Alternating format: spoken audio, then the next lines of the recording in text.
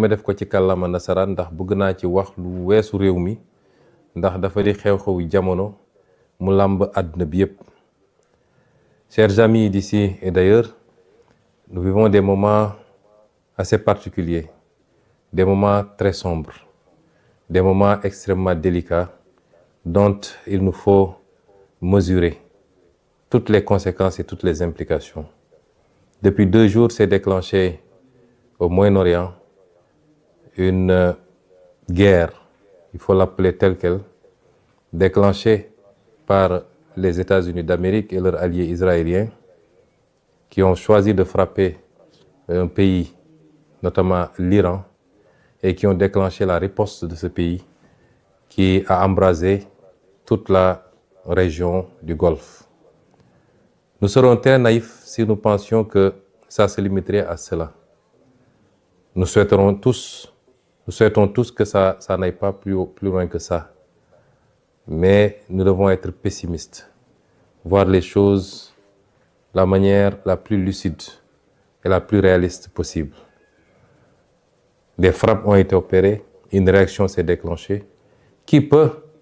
entraîner d'autres réactions avec d'autres acteurs qui vont entrer dans le conflit et peut-être des ramifications qui dépasseront cette partie du monde. C'est déplorable parce qu'à la base,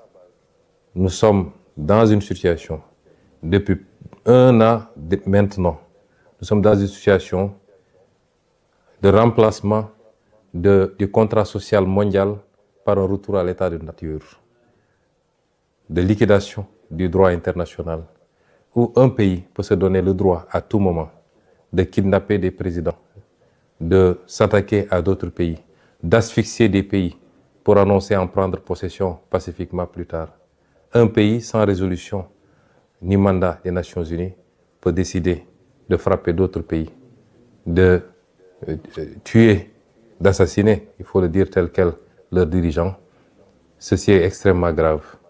Et tout l'équilibre du monde qui a été conçu sur ces 45 dernières années, voire ces 50 dernières années, s'en trouve compromis. C'est déplorable et il faut le condamner. Je me permettrai de présenter toutes nos condoléances à la famille et au peuple des dirigeants qui ont été assassinés, les dirigeants iraniens qui ont été assassinés, et souhaiter que ce conflit trouve une fin rapide pour le bien du monde. Il nous faut mesurer toutes les conséquences de ce conflit qui dépassent le simple aspect militaire. Nous savons tous que aujourd'hui, le trafic autour du détroit d'Ormuz est compromis et nous savons que minimum 40% ou 30% du pétrole mondial, des hydrocarbures mondiaux passent par ce détroit. Les impacts sur le plan économique pour tous les pays, dont le Sénégal, dont la consommation en produits pétroliers dépend de ces trafics-là, les conséquences seront très importantes. Les conséquences de manière générale sur l'économie du monde seront très importantes, avec des impacts sur la mobilité des capitaux, sur l'investissement et les répercussions sur tous les autres produits de consommation. Parce que vous savez que tout tourne et tout tourne à partir de ces produits d'hydrocarbures, pratiquement, les industries, l'économie, tout. Et donc, même les produits de consommation courante, notamment les produits alimentaires, les denrées alimentaires, tous les autres produits s'en trouveront impactés. Et tout ça par une décision unilatérale d'un pays tout puissant soit-il, de déclencher une guerre, de frapper d'autres pays, et c'est déplorable. Mais nous devons faire une analyse géopolitique de ces situations. Ce ne sont pas des situations fortuites. Pas plus tard qu'avant-hier à l'Assemblée, je vous ai parlé du piège de Thucydide. Je vous en parle depuis pas mal de temps. Je voudrais que nous soyons tous bien conscients de la situation. Nous avons des puissances émergentes regroupées autour des BRICS, avec la Chine comme un pays moteur, qui aujourd'hui, quoi qu'on dise sur le plan économique, sur le plan technologique, et certainement de plus en plus sur le plan militaire, sont en train non seulement de rattraper tout le retard, mais de prendre le dessus sur le vieux monde occidental, avec en tête de file les États-Unis d'Amérique. Et tout ce que vous voyez, c'est des réactions de ce pôle, et particulièrement des États-Unis, qui ont peur de perdre cette primauté qu'ils ont eue pendant longtemps, cette domination écrasante sur tout le reste du monde. Et si vous voyez bien la carte des interventions, il s'agit de freiner et d'expulser une puissance comme la Chine, de l'Amérique du Sud d'abord, d'où ce qui s'est passé au Venezuela, ce qui se passe actuellement à Cuba, ce qui risque de se passer ailleurs, puisque la Colombie a été menacée également. C'est ce qui se passe actuellement au Moyen-Orient, où il faut couper effectivement toutes les connexions de ces pays avec la Chine, avec la Russie et peut-être avec d'autres pays des BRICS, et leur approvisionnement en produits hydrocarbures. C'est l'Europe ne posant pas de problème fondamental, puisque l'Europe est un satellite du moins des États-Unis dans ce bloc occidental. Tout ce qui se passe est une tentative d'isolement d'une puissance montante et de pouvoir après se consacrer particulièrement à cette puissance, soit dans le cadre d'une guerre commerciale. C'est heureux si ça se limitait à cela. Nous ne souhaiterons pas que ça aille beaucoup plus loin pour des puissances dotées d'arsenal nucléaire et maîtrisant des technologies de plus en plus extrêmement sophistiquées. Nous sommes dans ce contexte géopolitique bien particulier. Quid de l'Afrique? Parce qu'on a parlé de l'Europe, on a parlé de l'Amérique, on a parlé de l'Asie. Et comme d'habitude, il est très difficile de parler de l'Afrique, puisque les Africains n'ont jamais pris la responsabilité pour comprendre les enjeux et comprendre qu'ils n'ont pas d'amis, ils n'ont pas de parents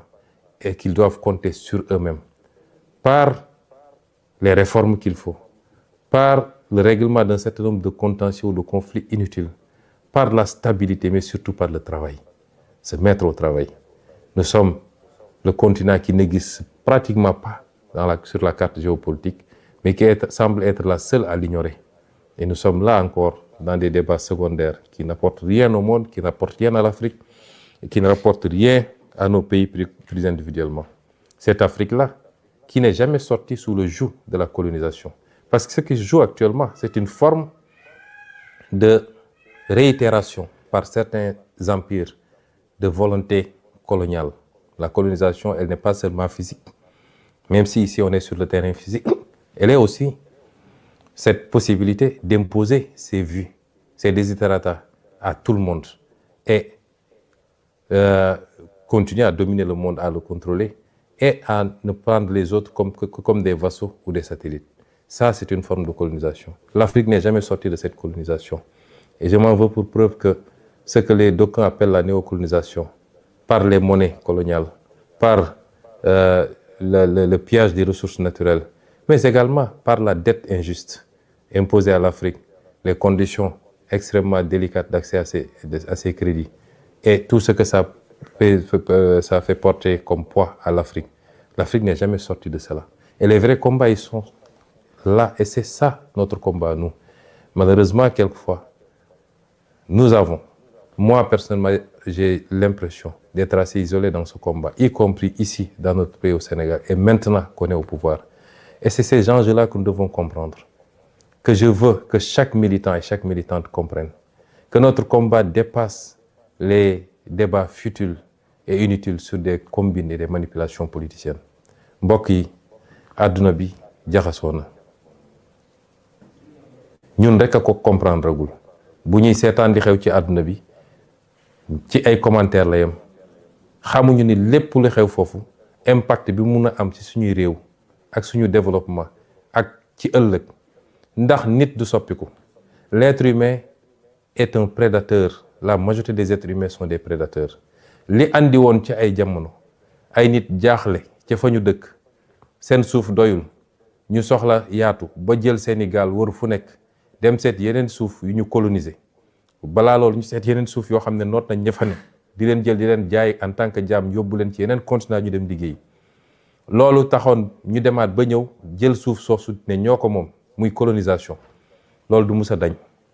te ñu xam ni ba léegi rawuñu ci loolu. Àdduna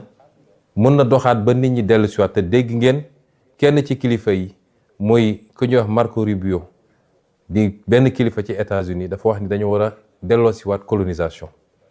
Tey ñooñu bu ñu demoon ba jaaxle ndax dañoo am seen mode de vie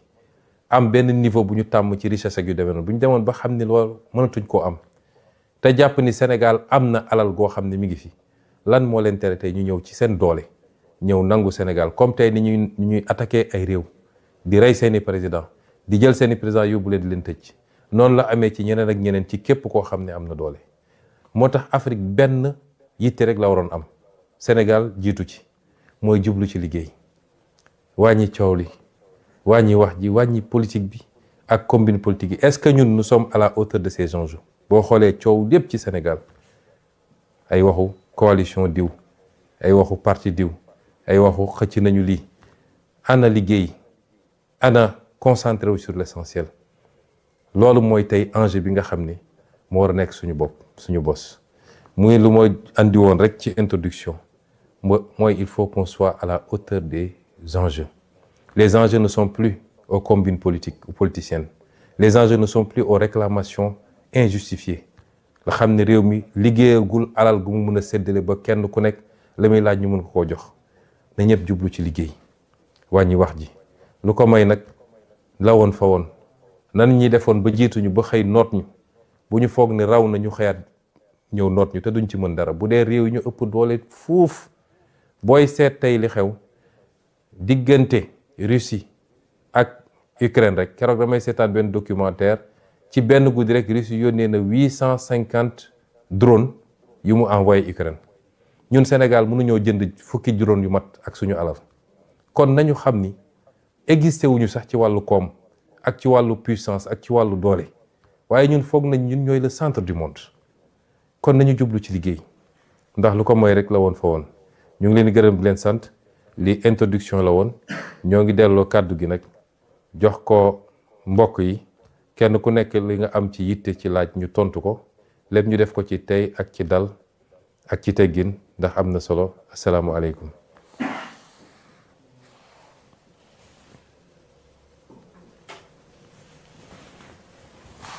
jërëjëf président ñu ngi lay ziar di nuyu militant yëpp di nuyu patriote yëpp nekk ci live bi donc li ñuy def rek mooy di très rapidement comme waxtaan ak pros la di ñuy jox militants yi ñu poser directement seen question ni ñu koy doxalee nag moo di ñuy dem zone bu nekk ñu daal di poser ñu jox nit ki nga poser benn question après président Ousmane Sonko daa di lay tontu noonu la ñuy progresser. première zone bi ñuy dem moo di Kédougou dañuy dem foofu jox kàddu gi ki nga xamante ni moo tudd Lému Ngom mu daal di poser question président Ousmane Sonko. Lému mën nga poser sa question. Bonjour tout le monde. Je m'appelle Lému Ngom, pasteur Kédougou. Monsieur le président Ousmane Sonko, nous constatons actuellement un climat tendu au sein du pasteur. Quelle est votre position à ce sujet et quel conseil donneriez-vous aux militants quant à la posture adoptée face à cette situation?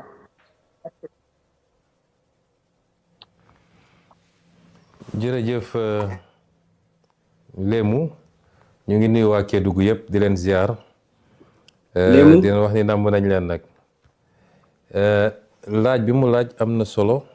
ndax dama ko. mën nañ xool son bi. nee nañu am na wax ju am ci biir Pastef te wax ji bëri na man jàpp naa ni wax ji bëreetul ndax dafa am lu ma leen waxoon mooy dañu soxla woon rek clarification bu ñu demee ba clarification am ba position yi ñu xam ko defe naa wax ji bëreetul ndax Pastef parti bu mag a mag la Pastef dafa am fu mu jaar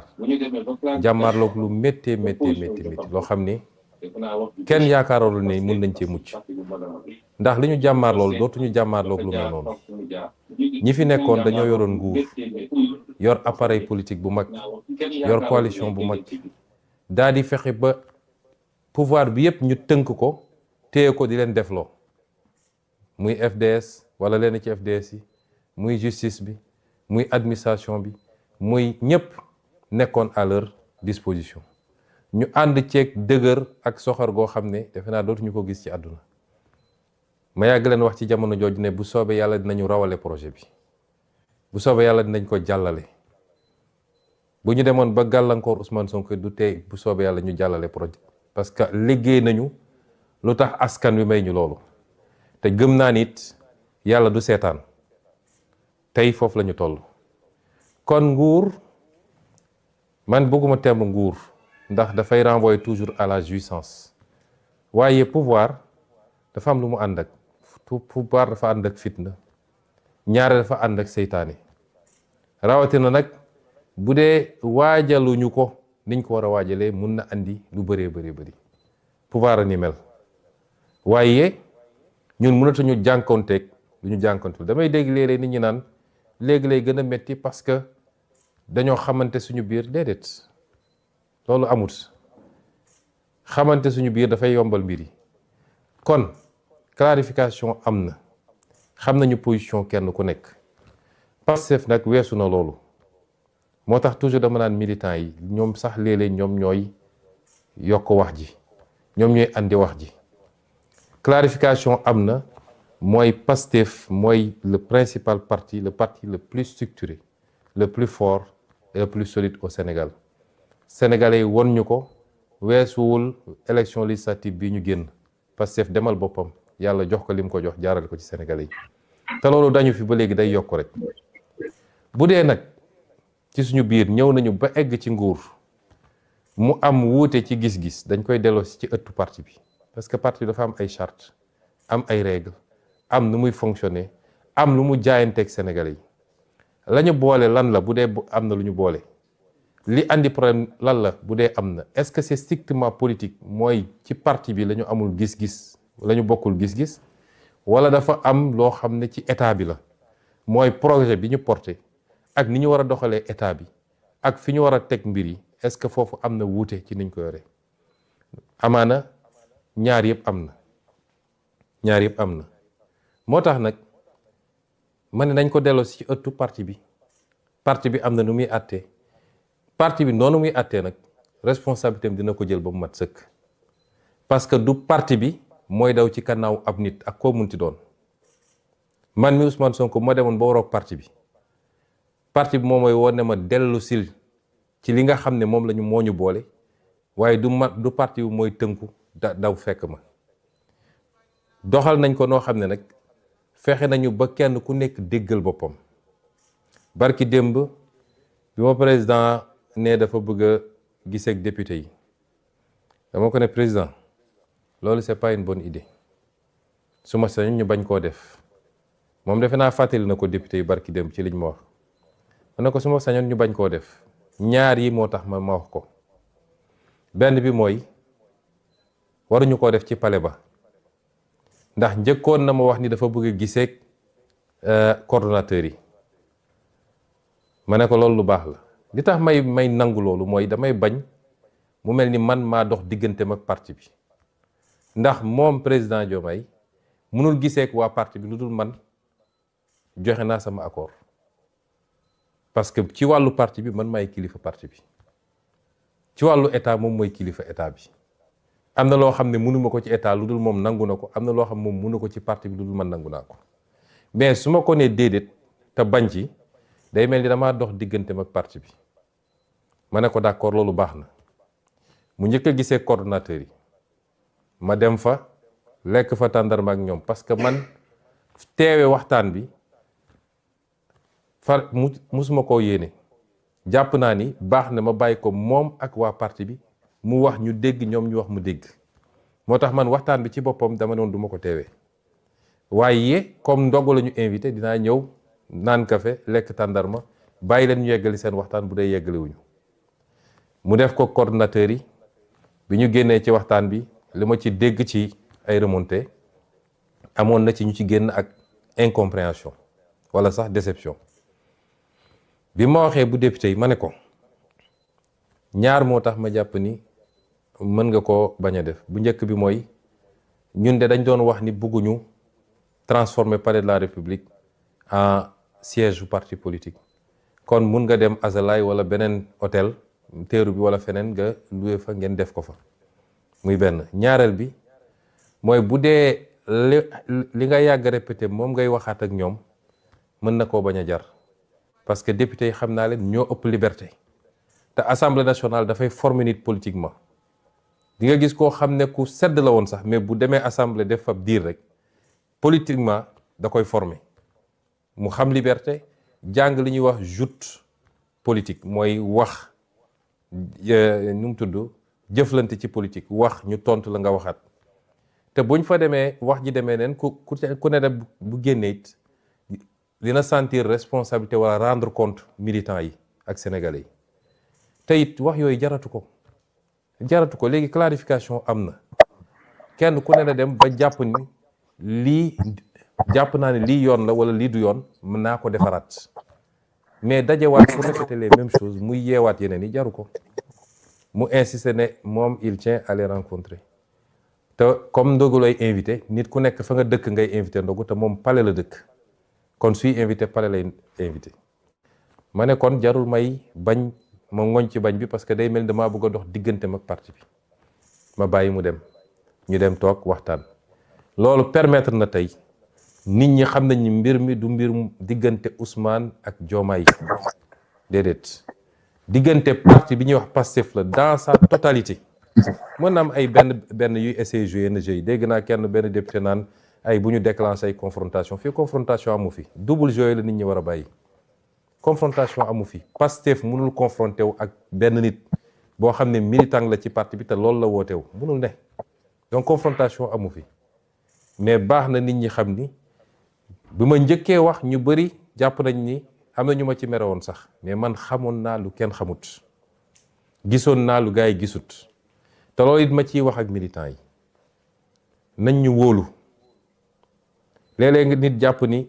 Ousmane ma ngay nelaw gaa yaa ngi def ay affaire moom yéegul amul lu fi xew te yéeguma bu ngeen àndeek man nag ñu am fu ñu jaar mu métti woon lool ma digoon leen ni bu soobee yàlla dinañu jàll ba yàlla jàll lañu tey ngeen ñu war a gën a wóolu xam nañu lépp xam nañ ko déet yàlla rek a xam lépp sax waaye la ñu xam bëri na lu fi yëngu xam nañ ko waaye dafa am nu ñuy doxalee mbir yi moo tax ma ne leen coow li léeg-léeg Pastef moo koy yëkkati jaru ko léeg-léeg Pastef dañuy xaw a li tubaab di wax free la lu yëngatu rek benn waaye jóge fële wax benn wax rek waa Pastef yëpp riirandoo chaque jour may leen baleen loolu ànd leen ak tey ak dal ngeen nekk ci liggéey bi loolu moo am solo nekk ci liggéey bi nga xam ne li ma génne temps yële directive ma génne am lu ma santaane gis naa ni sax yéen a ngi ci yokk leen ko nekk leen ci loolu gis nga politique en politique y a pas de miracle la politique ne ment pas loo liggéey rek ngay jotaat yàlla may nañu lu dëgër waaye dañ fee bëgg a nekk nu mu gën a yàggee sama li ma leen di sant mooy nekk leen ci liggéey bi la ca des bàyyi leen ko mu dox ni mu war a doxee luñ ci jar a wax rek dinaa leen ko wax ba mu mat sëkk man awma ay nëbatu yu dul jeex loolu mooy ñi jàpp nañ ni sax défaut la ci man waaye lu jarut a wax tim bu leen ci wax ngeen xam ni tey dañoo boole fonction politique ak di gérer état loolu dafa am nuñ koy boolee liggéey ko kon ñu ngi lay gërëm di la sant ci sa laaj bi di dalal ñëpp ni Pastef amul problème tey la Pastef gën a dëgër tey la gën a am doole Pastef bu dee li fi nekkoon ak li fi dajeeb ci opposition ñoo ko jaaxalut wax dëgg yàlla du ay waxu coalition moo koy jaaxal ñun ñoo leen di jox sax léeg-léeg di xale naan ñun ñoo leen di jox buzz di ci wax loo xam ne jaru ko kon ñu jël ñaareelu question bi.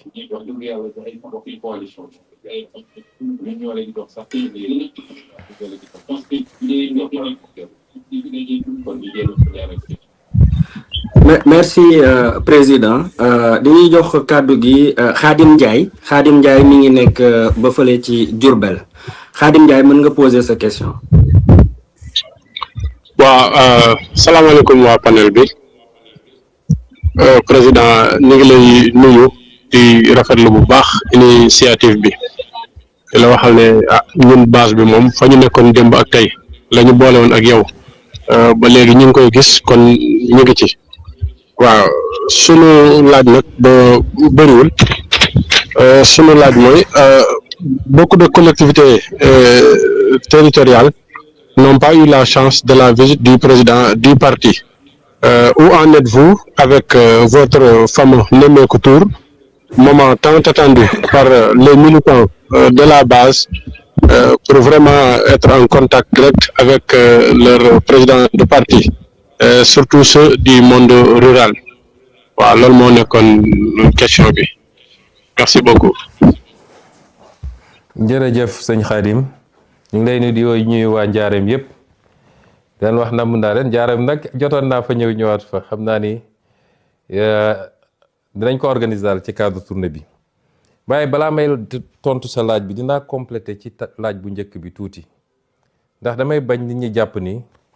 Pastef dafa am problème dafa bëggul ànd ak kenn parce que léeg-léeg ñu bëgg ko présenter noonu Pastef bañul ànd ak ay nit Pastef li mu bañ mooy ñu ne dañuy def coalition ak yow mu leer ni Pastef mooy xolu coalition bi mooy poids lourd bi nga ñëw ne damaa bëgg a toog ca kaw Pastef wala ñu ne dañuy ànd ci coalition nga ñëw ne man li gën a dëgër ci coalition bi naa xool nu may defee ay pexe pour tàqale leen di def ay jeu di essayer boole nit ñi di dem jee gis ñenn ñi gëm loo leen ni yow yaay lii da nga war a xam ni diw nangam ñun loolu la ñuy bañ Pastef waaye Pastef dafa sosoo ci ànd ak ay nit ma fàttali ni Pastef bi mu créé wu 2014 2015 ñu commencé waxtaan ci ay fusion ak ay formation politique ay parti politique ñu yàgg ci parti bi xam nañ li may wax 2017 élection bi ñu dem Pastef 2024 bii la njëkk a dem ci turu Pastef ci élection yi ci des yëpp depuis yoonu askan wi 2017 élection législative ñu àndoon ci ak ay parti ñoom RND bu Diallo Diop ñoom Madieye Mbodj et cetera ba fii ñu toll nii Pastef dafa mus a ànd ak ay nit te ñu doon àndal ñëpp nag ba léegi ñi ngi ànd ak ñoom ci kóllëre ñi ñu doon àndal ñëpp ñoom docteur Cheikh Tidiane Dièye ñoom Moustapha Guirassy ñoom Aïda Mbodj ñoom Habib Sy ñoom su ma doon lim dina gudd trop ñu ci bëri ñi ngi ànd ak ñoom ñii depuis 2017 2018 2020 22 et cetera ba léegi ñi ngi ànd ci kóllëre ak ci sutura te yéene nañ leen ndax Pastef day joxe Pastef joxe na fi ay maire yoo xam ne ñëpp dañ ne Pastef waru ko woon joxe Pastef joxe na fi ay député Pastef joxe na fi ay ministère kon Pastef amul problème mu ànd ak nit bëgguñu ñu présenter ñu comme des gens yu bañ a ànd ak ay nit waaye dafa am ànd yoo xam ne dañoo xaw a doy waar ñoom dañuy ñëw jàpp ni li gën a duuf ci nag bi ñoom ñoo ko war a jël wala ñëw ne mbir mi dinaa fexe ba tas ko fexe ba tàqale nit ñi tafu nag fi ma war a tafu pour ñu jox ma la ñeneen ñi waroon jël li ñeen ñi liggéey ay ati at ba sonn ci ñun ñooñu la ñu bañ kon ñu leeral loolu parce que bëgguñu sénégalais jàpp ni parce que war a bañ a ànd ñun ñi ñu yàgg àndal musuñu am problème ñu société coow li yëpp ñi ñëw 2024 ci élection présidentielle la ñi nga xam ne 2024 bi affaire bi demee ba ñor ñu ñëw à 95% coow li yëpp ci ñooñu la waaye suñu àndoo yàgg yi déggoo ci coow kon loolu ma leeral ko doog a continuer ci laaj bi nga laaj sëñ Khadim tournée yi dinañ ko continuer mais en tenant compte aussi situation yi ñuy dund parce que tey responsabilité yi diis na dañ daan def nga xam ne mënoon nga jël semaine u lëmb 10 jours ne maa ngi def nemmeeku tour département de Mbour wala département de Tivaouane loolu dina jafe léegi boo seetee démarré nañ ko keroog Guinguinéo waaye dañoo fexe ba jël week-end bi fajaru samedi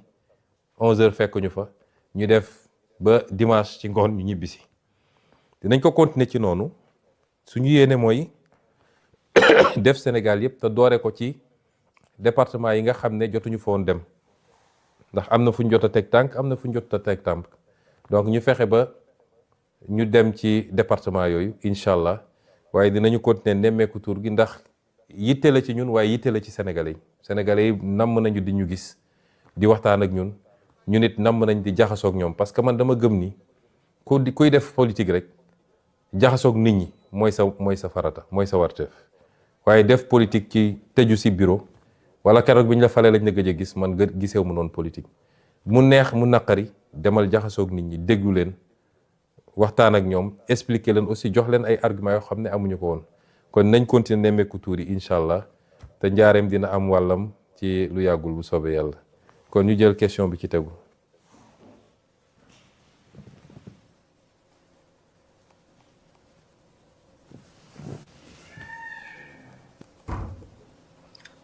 merci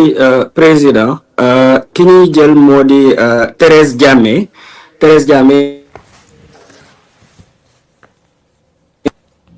merci président. Assalamu alaikum. Président Ousmane Sonko. maa ngi doon laajte ba xam qu'est-ce que le parti envisage par rapport à création d'autres mouvements comme mouvement bu mel ni doomu jàngu bi. Merci beaucoup. Thérèse Diamé ban département la. Département Dakar, excusez-moi. Dakar. jërëjëf Thérèse ñu ngi nuyu waa département Dakar yëpp di leen ziare di leen gën a soññati ndax Dakar moom Sénégal fépp am solo mais Dakar mooy suñu capitale donc département bi am na solo gis nañ nag liggéey bu am solo bi ngeen ciy def sous la coordination de votre coordonnateur monsieur le maire Abbas Fall dinañ leen continuer appuyer ndax Dakar moom c'est stratégique, c'est dans notre escarcelle, il faut que mu des ci le plus longtemps possible ñu mën a jokkale action état ak action locale action centrale ak action locale mu jur résultat yi nga xam ne moom la ñu bëgg.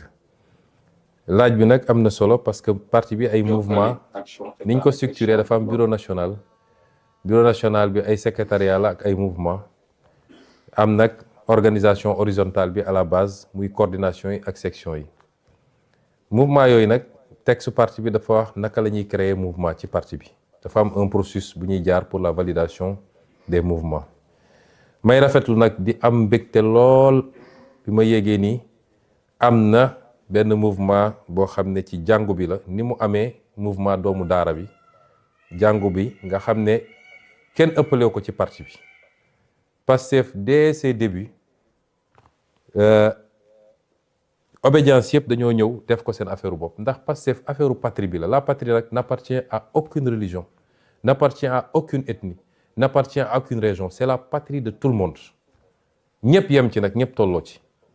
moo tax képp ku bëgg a gérer patrie bi da nga war a fexe ba représenter ñëpp ci patrie boobu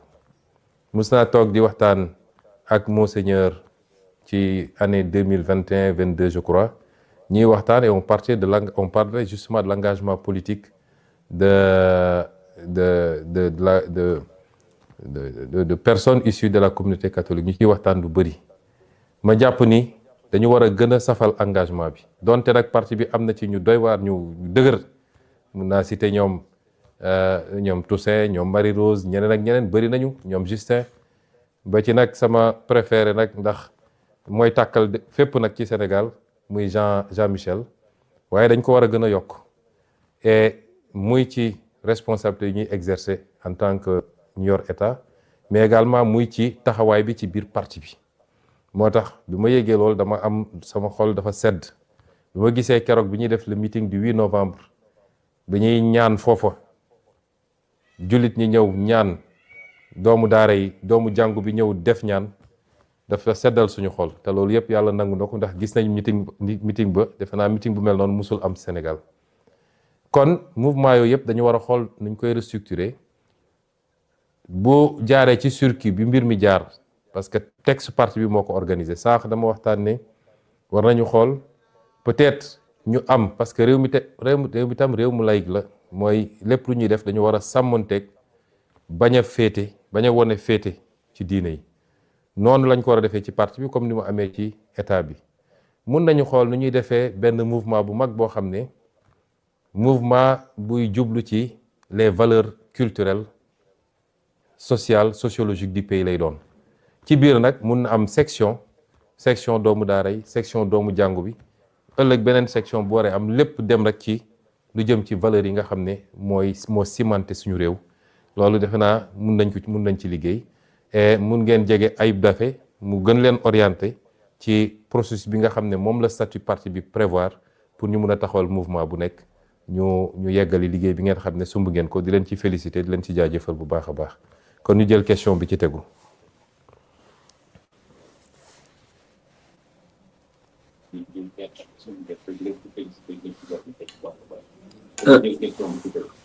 Merci président après Dakar nag dañuy dem Ziguinchor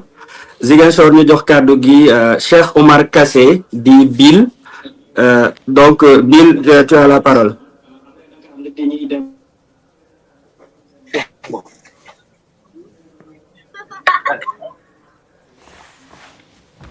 Président. yooyu Kassé ñu ngi lay dégg bu baax. waaw dama doon laaj rek ndax sa communication ak la région de Ziguinchor ndax moo ngi am ci base bi bu fekkee moo ngi am au niveau de la base ndax mooy jaar à la voie hiérarchique bu fekkee loolu am na alhamdulilah bu fekkee amul lan moo ko gàllankooral parce que dañuy faral di gis ku tëb daal rek naan président woo na ma président wax na ma président woo na ma président wax na ma finalement mënuñu am canal bi nga xamante ne dinañ fa jot ay waxu président géej nañ ma gis lool mais nag day baax ñu lay dégg bu fekkee tamit dañ lay dégg si yan canal lay jaar loolu moo newoon sama question. jërëjëf Kassé question bi nga posé donte da nga ko posé spécifiquement à Ziguinchor mais dama jàpp ni question bu gën a yaatu la di nga ma permettre c'est une très bonne question bu may permettre de manière générale ma leeral comment on fonctionne dans le parti. Ziguinchor nag c'est vrai gëj naa fa xaw naa fa gëj te li ma tënk xam ngeen ko mais am naa yéene ñëw fa ci fan yi xam naa ni ñaan naa yàlla balaa koor gi di jeex daal ma ñëw ziar si seet mbokk yi même su dul cadre politique mais dinañ fa ñëw te dinañu gën a organiser gën a teew Ziguinchor waaye yéen xam ngeen ni yàlla dafa am lu mu def ñu nangu ko di ko sant bu baax a baax mooy suñu leadership aussi du leadership bu région du leadership département leadership national la ma jiite parti boo xam ne parti national la Matam Kédougou Ziguinchor ak feneen lépp man dama ko tollale yemale ko donte nag su dee Ziguinchor sama cosaan la dinaa leen jox de temps en temps ay coup de pouce ni ma ko mënee mais ci wàllu ni may gérer parti bi je ne communique pas plus avec Ziguinchor qu'avec Koumpentoum ou avec et cetera. Parti bi nu mu bindoo mooy du man maay communiquer directement ak base bi loolu bi ñu créé parti bi la ñu teg règle yooyu loolu tax parti bi am poste président am poste secrétaire général loolu raar na léeg-léeg parti yi dañuy am poste président wala poste secrétaire général bi ñu créé parti bi dañu ne man dama ne bugguma nekk président parti boo xam ne day xëy di administrer parti au jour le jour chaque jour ñu ne la section bi problème am na cellule bi problème am na nga koy gérer nañu créer benn niveau boo xam ne moom mooy administrer parti bi loolu moo andi poste secrétaire général donc secrétaire général mooy wax ak base bi te it parti bi bu amee lu muy wax lu officiel du nit mooy jóg ne président woo na ma man su lu may def lu officiel du ma woo kenn kon ku ñëw ne leen président woo na ma nee na kooku woowu ma ko wala su ma ko woowee leneen laa ko woowee léeg-léeg ma woo nit ne ko dégg naa ni ci base bi dañuy wax ni da nga ne man maa lay woo maa lay wax li man sequma ak loolu kenn su parti bi jëlee décision le secrétaire général du parti mooy woo les coordonnateurs ne leen parti bi jël na décision bi coordonnateurs yi woo ñi nga xam ne ñooy jiite section yi ñooñu wax ak waa cellule bi c'est ça la chaîne de transmission dans le parti kon ma profité leeral ko mën naa am nag relation personnelle ak nit parce que nit yoo gis ñu ànd rek groupe bu nekk rek dina am ay affinité mun naa am relation personnelle ak nit léeg-léeg relation yooyu jiitu na sax suñu engagement en politique mais tekkiwul ni ci la ñuy liggéey ci parti bi su parti bi amee lu muy jàllale ci base bi damay woo kenn de manière informelle di ko wax déedéet ça ne marche pas comme ça kon ma dajal seen xel ni à chaque fois que le parti a pris des décisions mu war a jàll am na canal yu muy jaar te Ziguinchor ak Sédhiou ak Dakar ak feneen ñoo ci yem même canal bi lay doon léeg-léeg nag quand je veux parler moi je peux faire des conférences call avec les coordonnateurs mais boobaa coordonnateurs yëpp ay dugg wala ma def ko ak les sections il y a quelques mois def naa avec toutes les sections presque sur 555 il y avait peut-être 480 sections yoo xam ne ils étaient présents ma wax li may wax président section yi dégg ko ñun noonu la ñuy fonctionner kon question bi am na solo parce que ça permet ñu clarifier ba kenn ku ñëw ne man président woo na ma lii la ma wax lu bokkul ak lu jaar ci canal officiel bi ngeen xam ni loolu demeewul noonu merci beaucoup ñu jël question bi ci tegu.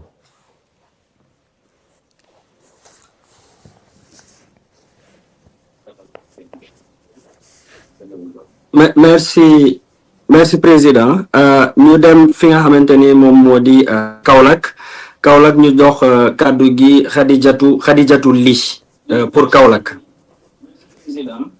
ñu dem fi nga xamante ni moom moo di.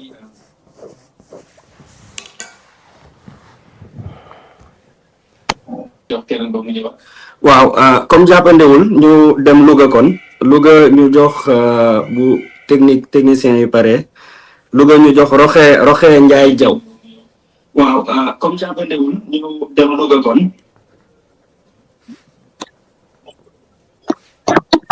allo salaamaaleykum. waaleykum salaam soxna Roxe. man la soxna Khadijatou Ly. ah c'est Khady Ly de Kaolack. Khadijatou Ly département Nioro. Nioro waaw. maa ngi jégalu damay bëgg a ñëw ci carte du membre yi laaj bala ñu ko génnee ci loxo yi ñu koy teg est-ce que dinañ xool bu baax ci loxo yi ñu koy teg est-ce que taxawuñ beneen position boo xamante ni dañ koy teg ci seen loxo ba pare mu indi ko ci foofu beneen côté bi damay laaj bés bu élection locale yi jotee tànn bi monsieur président Ousmane Sonko ndax yow yaa ñuy tànnal wa illaa ku nekk da ngay tànnal sa commune ñaar yooyu laa doon laaj maa ngi jégalu bu baax di ziar. jërëjëf soxna Khadijatou yéen nag waa Kaolack da ngeen def affaire kii tuuti ndax dañu ne woon kenn ku nekk benn question rek te yow jàllale nga ñaar loolu moom dinañ ko noté ci Saloum. alors laaj yi nga laaj am na solo. d'abord ci carte de membre yi gannaaw bu ñu nuyoo waa Kaolack yépp région Kaolack bi yépp di leen ziar di leen gën a jaajëfal ci taxawaay bi ci yitte bi laaj yi nga laaj am na solo carte de membre yi annoncé woon nañu temps yi leen dañ ko commencé te xam naa ni ci fan yu néew rek dinañu def lancement officiel placement carte de membre yi fi mu ne nii tembe defe naa ci bésu tey wala démb jot nañu les premiers cartes de membre les 400 000 premières cartes de membre waxoon nañ ne ni 1 million la ñuy frappé jot nañu les 400 000 muy carte yoo xam ne nag man duma technicien ci yooyu ci affaire biométrie waaye carte yi nu mu bindoo ñun dañoo suñuy teewoo mooyoon fexe ba sécuriser carte de membre yi jóge ci tam am une base fiable boo xam ne du lu ñu mën a falsifier waaye mënuñoo am militant boo xam ne du militant fictif la aussi militant yëpp day doon militant yu réel la bu li may wax ni bu dee 2 militants nga am sax te mu am militant bu réel moo gën nga ñëw ñu jox la base 1 million de militants te boo demee la ca ëpp du ay militants moo tax niñ ko defee am nañu carte bu nekk chaque carte digitale dafa comporter un numéro unique un numéro alphanumérique à 6 caractères boo xam ne moom mooy constituer l'identifiant du militant bu ne day am identifiant dafa am numéro bu koy identifier numéro bi c'est un numéro à 6 caractères carte bi it ñu mun koo jënd plateforme bi ñu war a defar plateforme bi sur internet mi ngi tudd Pastef et moi nit mun na jënd carte de membre fi mu toog daal di commander ci internet def li mu war a def daal di am carte de membre am sous réserve de validation mun na dem ci daje am carte de membre donc mun nañ ko jënd en ligne virtuelle comme mun nga ko commander physiquement mun nga jënd physiquement ci sa section ak yeneen du ma ci sori parce que bu ñuy def lancement officiel bi ci fan yu néewutul dinañu techniciens yi ñoom ZAC nga xam ne ñoo ko defar dinañ ñëw ci détail yu carte yooyu mais muy carte yoo xam ne guléet lay doon ci Sénégal ñu sécuriser ko comme suñu carte d'identité nationale lañ ko sécuriser dégg naa nag ay nit naan dañoo bëgg a jaxase carte yi moo tax ñu def carte d'identité carte yooyu comme ça ñu mun koo jaxase carte électeur xam nga loolu mauvaise foi weesuwul loolu ndax fichier DAF ak carte électeur ak carte d'identité dafa mënul bokk ak lii jegantewuñu sax kenn ku ne na góorgóorlu dem moderniser sa parti ndax dañoo nekk à l'ère du numérique moo gën lu waay def nga toog di wax di essayer di ci essayer xëpp suuf alors nuñ koy distribuer tamit dina am commission nationale bi y a une commission nationale de distribution des cartes am commission départementale am les commissions locales yi nga xam ne ñooy nekk ci biir communes yi dinañu nommer superviseur dans chaque département day am superviseur général am les commissaires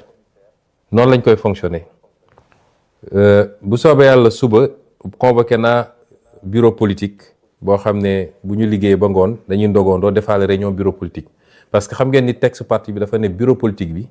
mooy fixer un certain nombre de choses ñaata la ñuy jaayee carte membre bi bureau politique bi moo koy fixer durée de validité bi est-ce que benn at lay doon wala ñaari at wala juróomi at loolu bureau politique bi moo koy fixer loolu la statut yi wax ak règlement intérieur bi ak clé de répartition yi selon les départements ak les régions astafurlah clé de répartition bi nga xam ne bu ñu jëlee carte de membre bi ne masalan 1000 lay jar ñaata mooy dem ci section bi ak ñaata mooy dem au niveau national loolu tam kii moo koy fixé bureau politique bi moo tax ma convoqué suba réunion bureau politique bi bu ñu paree loolu suba ci ngoon bu ñu paree parce que waxoon nañu ba jàpp li ñu war a fixé prix carte de membre bi fii ci Sénégal mu desoon suñu mbokk diaspora bi ma ne woon secrétaire général mu consulter leen ñoom joxe nañu ne ñoom mën nañu jënd carte bi nangam lu ëpp foofu liñ koy jëndee Sénégal ñu leen ciy remercier bu baax bu loolu weesoo nag suba bu ñu defee réunion ba valider loolu yëpp dinaa signer circulaire bi nga xam ne dinañ ko génne yéen ñëpp ngeen jot ci circulaire boobu commission nationale bi moom dinañ ko taxawal ndax man maa koy taxawal les commissions départementales ngeen jublu si rapidement dinañu organiser benn ndaje bu mag boo xam ne ci la ñuy présenter maquette carte de membre yi expliquer fonctionnalité yi nekk ci carte de membre yi waaye ci même daje boobu bëgg naa ñu lancer aussi la construction du siège parce que parti bu mel ni Pastef dafa war a am siège yàlla na may ñu dox nañu ba am terrain bi ci suñuy affaire bopp boo xam ne dañ koo jënd du délibération buñ ñu jox du truc dañ koo jënd defar nañu plan architecture yu ba pare war a jublu ci taxawal siège boobu ba am fu ñuy daje ak fu ñuy defee suñuy réunion ak yu demee noonu maquette siège bi dinañ leen ko présenter lancer waale opération wu financement bi nga xam ne ci ñun la war a jóge ñu jublu ci defar siège bi également kon yooyu yëpp ñu ngi ci te liy jubluwaay bi mooy fexe ba carte de membre yi ñu joxe ci anam yu leer du ñu ne diw moo tee carte membre yi ñii far nañoo ak moom mu jox leen ñii faruñoo ak moom du leen jox loolu du am ci parti bi képp ku war bokk ci parti bi jaar fi nga war a jaar pour yor carte de membre dañ la ko jox nga dem taxawal say cellule formaliser ko ànd nga ak àndoo man mii sax boo àndul ak man tam di militant parti bi am nga sañ-sañu jot say carte de membre dem placé kon loolu ñu ngi ciy liggéey ci anam yoo xam ne liñ ciy jublu mooy transparence ñu ngi leen di gërëm di ziar waa Kaolack jël question bi ci tegu. merci président comme niñ ko annoncé rek di ñuy dem Louga ñu fekk fa Rokhaya Ndiaye Diaw di fàttali rek comme président ni mu ko waxee léegi ku nekk ak benn question rek nday Rokhaya.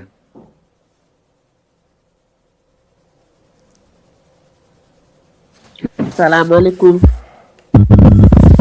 asalaamaaleykum waaleykum salaam wa rahmatullah. monsieur le président di lay ziar bu baax a baax di la nuyu di la encourager di rafetlu initiative bu baax a baax waaw man de li ma doon laajte par exemple moo doon affaire carte de membre yi te sama collègue bi ma jiitu wax na ci donc man du ma si wax léegi li may wax mooy dama doon laaj réinvestiture yi est-ce que jotul ñu def ko ci parti bi parce que presque dans beaucoup de localités les coordinations souffrent et sont un peu paralysées du fait que les activités manquent parce que benn dinaa ci coordinateur aussi yanu beaucoup de fonctions ci boppam te y a des manques de temps ak yeneen yoo xamante ne ni ñu ngi ci kon ñuy laaj est-ce que jotul ñu def réinvestissement créer de nouvelles bases pour une meilleure prise en charge des problèmes sociétaux donc foofu daal lañ doon accentuer suñu question pour le moment incha allah rabbi jërëjëf. jërëjëf soxna Rokhaya je pense que bon naa def exception ci question ñaareelu question Kaolack bi su dee du ñëwaat ci question yi man mën naa ko tontu benn yoon wax na ci lu jëm ci naka la ñuy defee investiture yi pour élection locale yi ñu dëgmal investiture yi toujours ñun dañu am parti bu organisé am ay texte dañoo amoon texte yi dafa waxoon ni base bi moom mooy décider sauf élection présidentielle yeneen élection yi dañu renvoyer woon à la base bi ñu changé texte yi ci jamono yële passé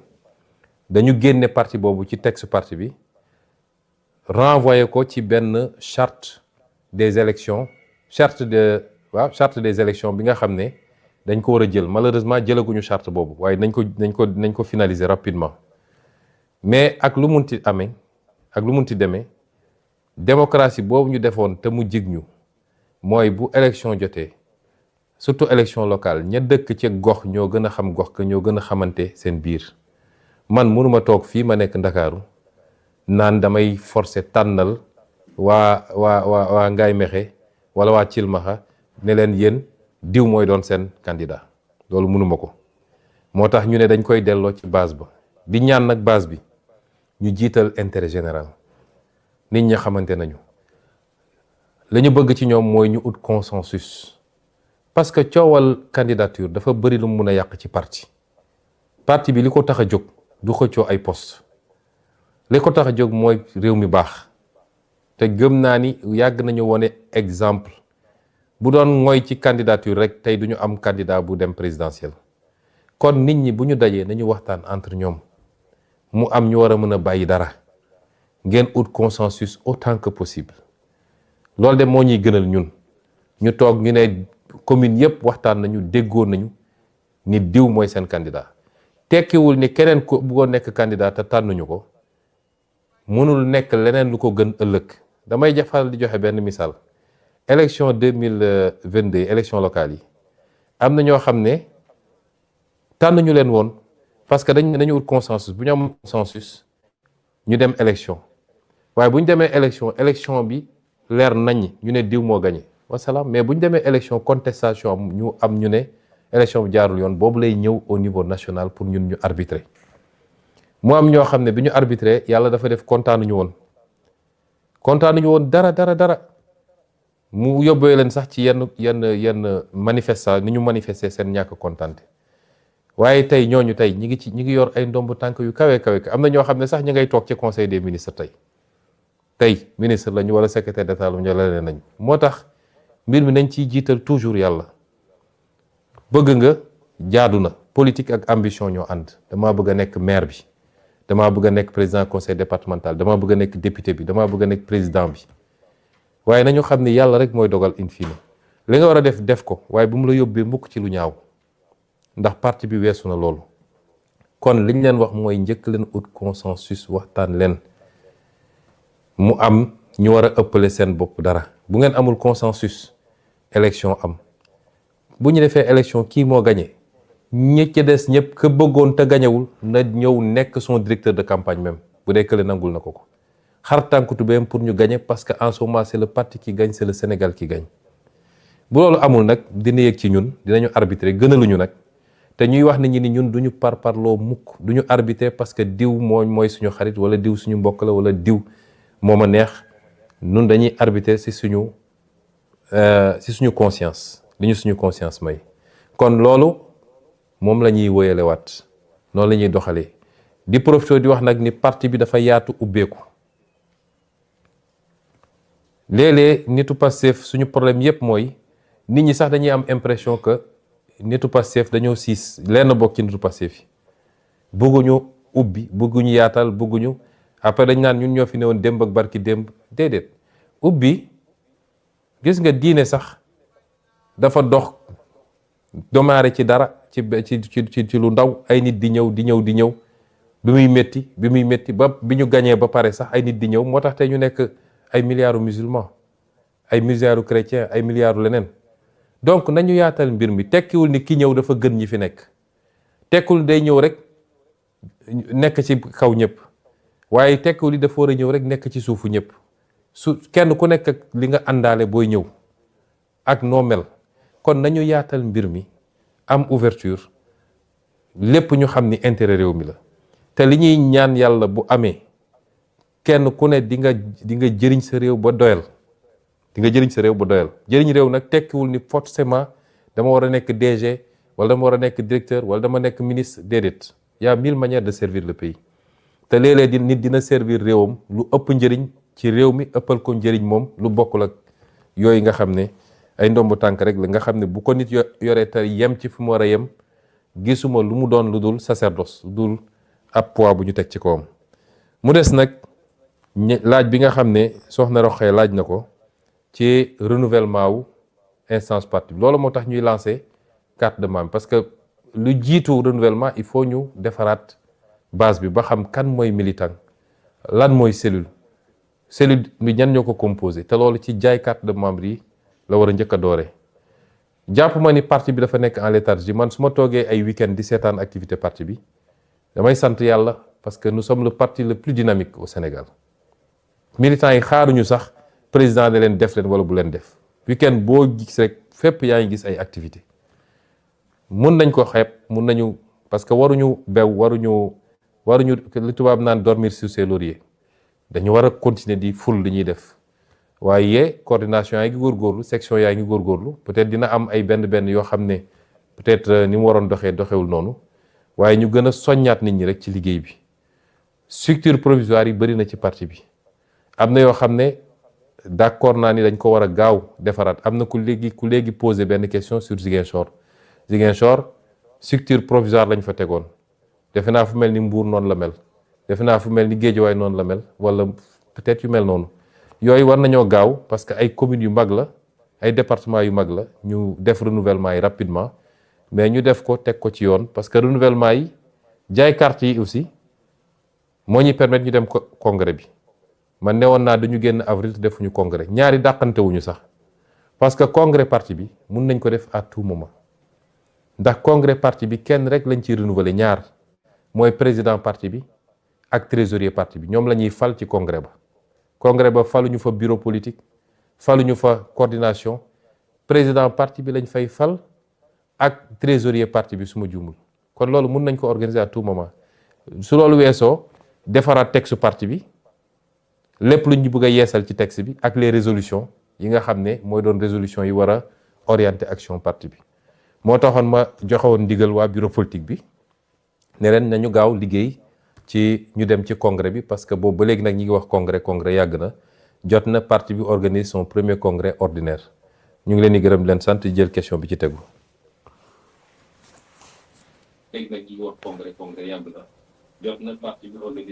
Merci président je pense que léegi mën nañ dem fale Matam ñu daal di jox kàddu gi Thiam Bokar bu Matam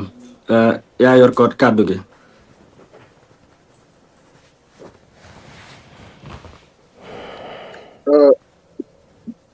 salaamaaleykum maa ngi nuyu militants ak sympathisants yi di nuyu le président Ousmane Sonko Bokar Thiam la Pastef Matam donc vraiment di rafetlu li nga xam ne opportunité bi nga xam ne le président Ousmane Sonko jox nañu ko ngir ñu mën a nekk laaj ak tontu sama laaj bi nag mooy gis nañ ni Matam dafa nekk ci wàllum massification dañuy gis ni Pastef dafay xaw a néew doole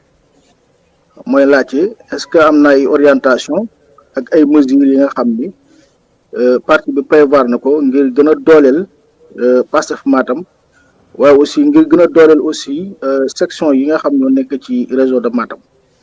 pour ñu mën a def efficacement li nga xam ne mooy seen mission politique ak seen organisation sur le terrain loolu moo nekkoon laaj bi jërëjëf.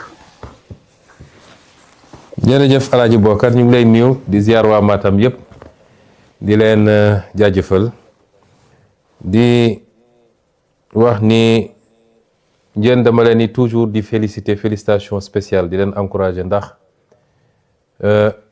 am na zone yoo xam ne moo gën a jafe def politique que d'autres parce que c'était des zones yoo xam ne dañ ko sanctuariser woon bu yàgg ay bastion la pour d'autres formations politiques loolu c'est des réalités dañ koy nangu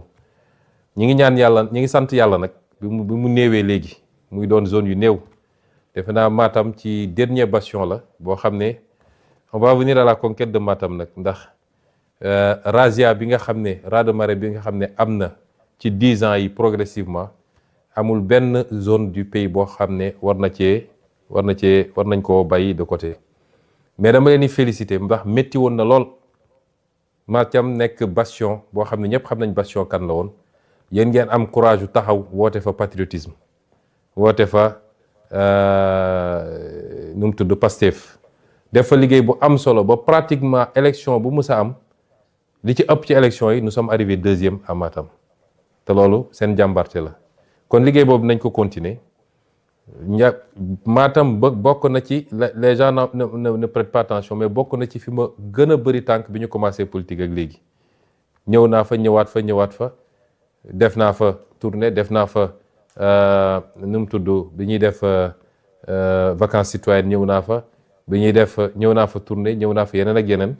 loolu yëpp c'était pour dooleel Matam pour xam enjeu bi mu nekk ak effort yi ñu war a def pour conquérir ko donc liggéey bi nañ ko continuer di leen gën a soññ rester ouvert politique ouverture la wax naa ko léegi ci bi may wax léegi ci beneen thème bi bëri na ñoo xam ne bëgg nañuy rejoindre parti bi nekkoon sax ci féete woon feneen bëgg a rejoindre parti bi loolu du transhumance mooy ñëw pour ñu jox la ñun amuñu lu ñu joxe mais ku dox ba jàpp ni gis nga bokk sa bopp ci Pastef te ma yàgg ko wax bi ñuy nekk opposant ba ñu nekk opposant déjà am na ñu jóge woon APR ñëw ci suñu parti ba tey ñu nekk ay maire comme ñoom Baye Niass ak yu demee noonu kon parti bi yàgg na am ubbeeku boobu kon garder cette ouverture là ñuy dalal xelu ñëpp nag ni ñun parce que bëri na cliché yu gars yi togg mais da ngay dégg sax ba léegi ci discours yi lu am ñu ne woo naa sama lii et cetera déedéet ñun amuñu benn zone du pays boo xam ne dañ koo stigmatiser wala dañ koo singali man wax naa ni dama am cosaan foofu ndax sama maam waa Njaayeen Pendaaw la donc ci Fuuta la bokk kon kenn ëppalewu ma fa ñun dañoo boole Sénégal yëpp maasale ko ñëpp lañu bëgg defuñu exception li ma yéene Ziguinchor lu ko raw laa yéene pour Matam yàlla bi ma tiim bu dee du dëgg ci man yàlla koor gi ñu nekk bu mu am donc ñun amuñu problème boobu nit ñi ñooy essayer politiquer ces arguments là di ko de essayer jaay nit ñi loolu nag ci communication ñu leen ciy gën a soññ ngeen góorgóorlu gën a vulgariser donte nag ci démocratie la ñu nekk te nit mën na faral nit parce que seq na ak moom loolu dañ koy nangu kenn ku nekk sooy politique fa ngay essayer njëkk a am base mooy fa nga jóge kon loolu yoon la yéen tam war ngeen tabax à construire un leadership fort à Matam qui sorte du lot luñ ci mën pour jàppale leen si nañ ko def nañ leen accompagner dinañ fa ñëw tourner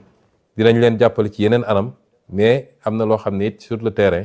entre yéen li ngeen représenté ak li ngeen mën a def ak ni ngeen yaatalee parti yu ba ñeneen ñëw yooyu yëpp suñ ko combiner jàpp naa ne dañ ci am résultat yi ñu bëgg tout en continuant à vous féliciter à vous encourager pour votre engagement votre courage et votre bravoure merci ñu jël question bi ci tegu.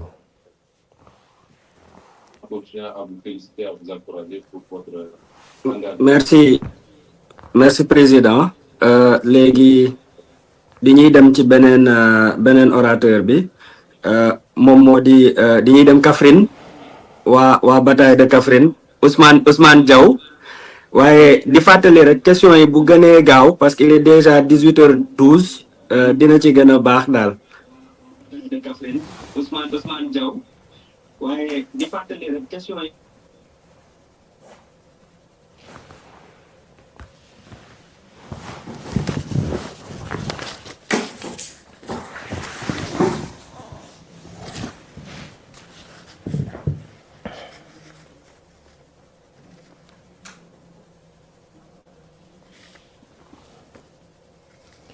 Ousmane Diaw dafa mel dafa am problème son.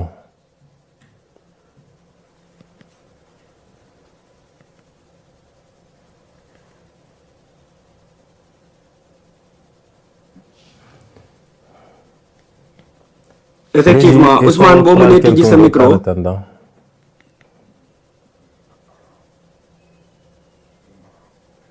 oui asalaamaaleykum wa rahmatullah. waaleykum salaam wa rahmatullah. ñu ngi nuyu di jaaree ci moom nuyu àdduna wërngal yëpp comme ni nga ko waxee rek bataille de Kaffrine nag weeru koor la woon te ñu ngi ci weeru koor également. En fait ñun président suñu mooy gis nañ ne génne woon ngeen communiqué par rapport ak carte membre yeeg yooyu ñu tegaat ci beneen bataaxal boo xam ne ñëw na dooleeku si joxe des instructions pour que mouvement yi wala ñi nga xam ne ñoo nekk coordination départementale yi section communale yi également ak cellules yi ñu gën a jublu ci activités yi ñun li ñuy laaj ban message ngay envoyé ñooñu ñëpp pour que nga gën leen di ñaax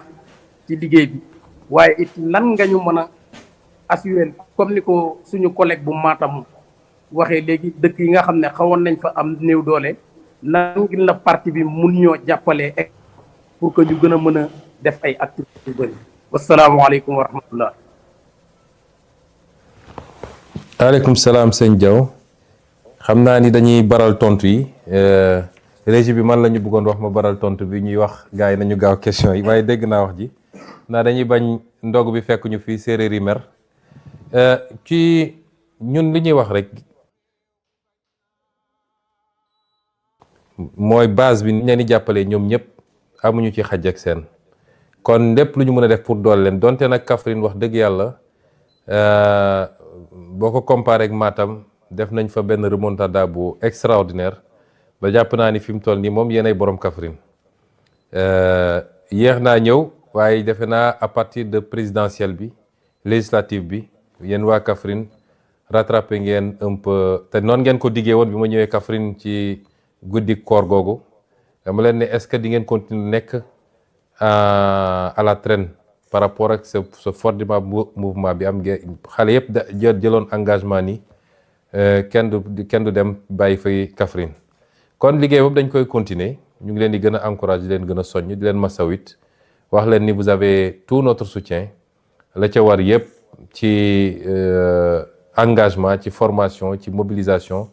saa suñu tànk oyofe it ñu ñëw parce que ñun noonu lañ leen mën a dooleele xam nañ ni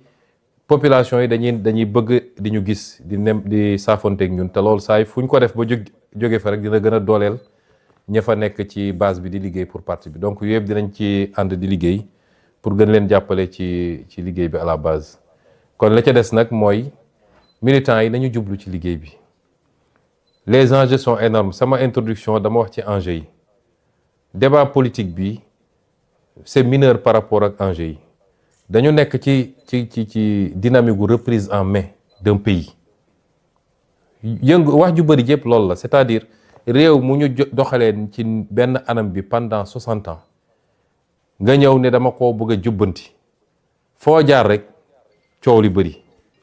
parce que ñi mu neexoon ci ñoom ci loo xam ne àndul ak intérêt réew mi foo jaar ñu essayer résister ci seen mënin ci désinformation ci seeni média ci seeni pexe ci wër fu nekk wax essayer lu yëngatu ñu laxasu ci catégorie socio-professionnelle bu ne am naa lu ma naqari ñëw laxasu ci parce que seen intérêt mooy déstabilisation am instabilité totale du ñu mën a gouverner gi demee noonu loolu nag ñun jaaxaluñu moo tax yéen ñi nga xam ne nag yéen a ngànk affaire bi yéen ay ndeyu mbili gi le militant yéen la ñu bëgg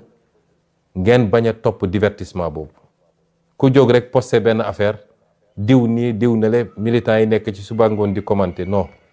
te loolu peut-être problème formation am na ci mais loolu dinañ ci ñëwaat ci yeneen anam kon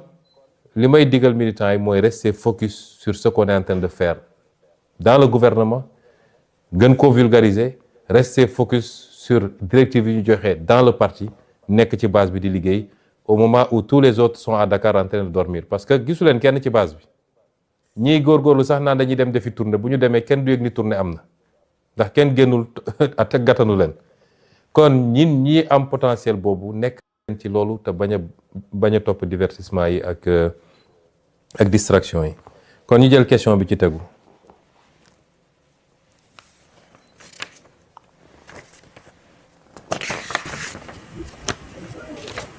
madame Aw nekk ba fële di Thiès madame Aw bu Thiès. asalaamaaleykum wa rahmatulah.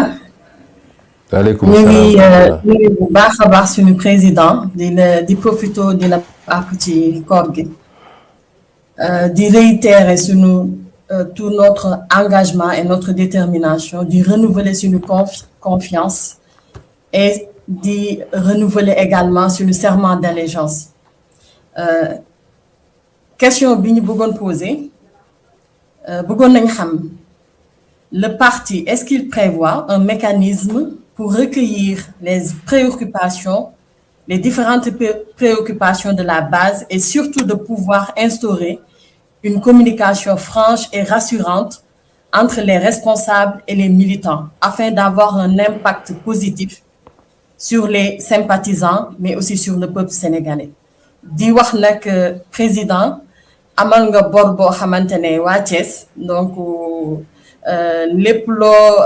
maanaam mbir yëpp mën nañ la ko baal ba mu des bor boobu mooy nemmeeku tur bu mujj bi da ngeen ñëw ba Tiwaawan waa Thiès yëpp préparé wu di xaar ñu dagg ko fa donc ñuy ñaan yàlla mottali yéene boobu ba ñu mën na accueillir biir Thiès. Merci beaucoup président. jërëjëf madame Aw ñu ngi leen di gërëm di nuyu waa Thiès yëpp leen ziar nemmeeku tur ba moom yéen xam ngeen la ci xaw defe naa ba ñuy nekk ci étape Tiwaawan la ñu jël ki doon organiser nemmeeku tur bi Fadilu ne ko rëpp ci kaso bi ca la traque ba dëgg takarnaase ba fi mu mujjee waaye du woon suñu coobare te niñ ko waxee rek fépp ci Sénégal bëgg nañ fa def nemmeeku tur te dinañ ci góorgóorlu Thiès nag du priorité ndax Thiès duñ fa gëj te am ngeen ay atu yoo xam ne macha allah te jege na Ndakaaru saa ngeen ñu bëggee gis ñu alors que tey soo jëloon Goudiri wala nga jël Saraya wala yu demee noonu foofu la gën a jafe donc ñooñu la ñuy essayer njëkk a nemmeeku doog a ñëw nag ci kii bi communication bi li nga wax moo tax tey ma def lu mel nii parce que soo nee les responsables je crois que le premier responsable mooy man mi te xam naa ni léeg-léeg nit ñi dinañu xaw a jàmbat ñàkk a am possibilité communiquer directement ak ñun bu weesoo sama jëmm nag ñun instruction bi ñuy jox tout le temps les responsables mooy ñun rester collés pas seulement sax au parti mais aux populations de manière générale di waxtaan ak ñoom di leen dégg di leen déglu di leen expliquer li ñuy def parce que loolu mooy permettre tout le temps ñu am cette compréhension mutuelle bu ñuy permettre ñu mën a dérouler li ñuy dérouler en toute sérénité kon les mécanismes certes on va les améliorer mais je crois que ñu ngi def effort yu bëri pour communication bi te kenn ku nekk nag niveau bi nga toll kii jiite cellule dafa war a communiquer ak ñi nekk ci cellule bi ki jiite section noonu coordination ba ca kaw loolu la ñuy sant nit ñi tout le temps et dinañ ci gën a góorgóor gën ko formaliser parce que parti bi léegi dafa yàlla dañoo may nag ñu ngi koy sant yàlla parti bi dafa njaboot dafa yaatu kon ni nga ko doon gérer ba ngay nekk 2015 bokkul ak ni nga koy gérer bi nga nekkee ci jamono ji kon loolu dinañ ci gën a góorgóorlu bu baax a baax ñu ngi leen di gërëm di jël question bi ci tegu.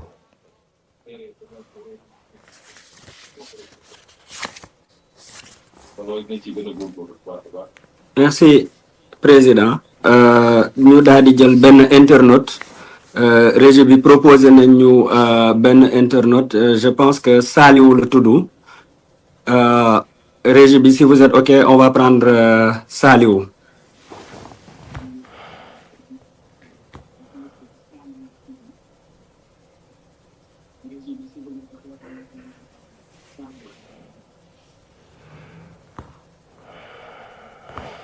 Bon, visiblement pareeguñu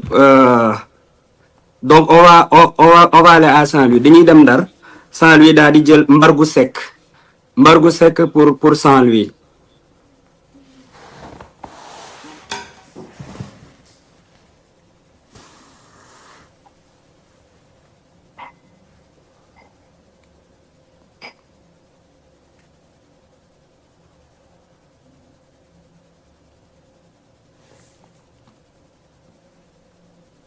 Saliou mën nga tijji sa micro Saliou mën nga tijji sa micro.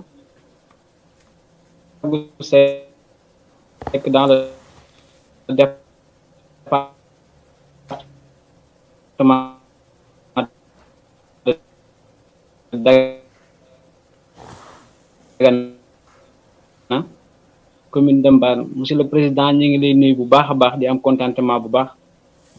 Une question nag monsieur initiative du temps afin de renforcer leurs capacités et leur permettre de mieux jouer leur rôle sur le terrain.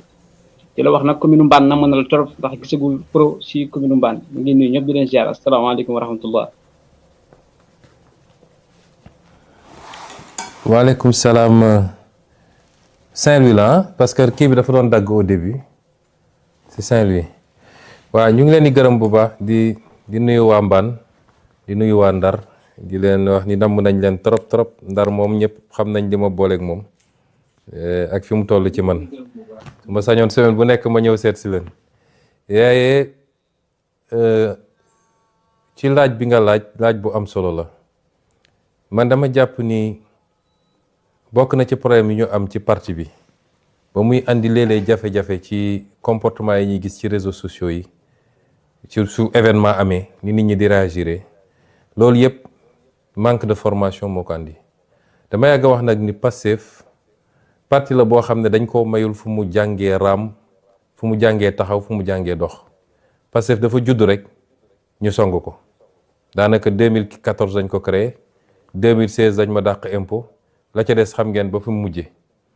moo tax yàlla def nag ci diggante bi njaboot gi ñëw ñëpp ñu bëri gis seen bopp ci discours Pastef muy fii muy bitim réew te li ëpp ci ñi ñëw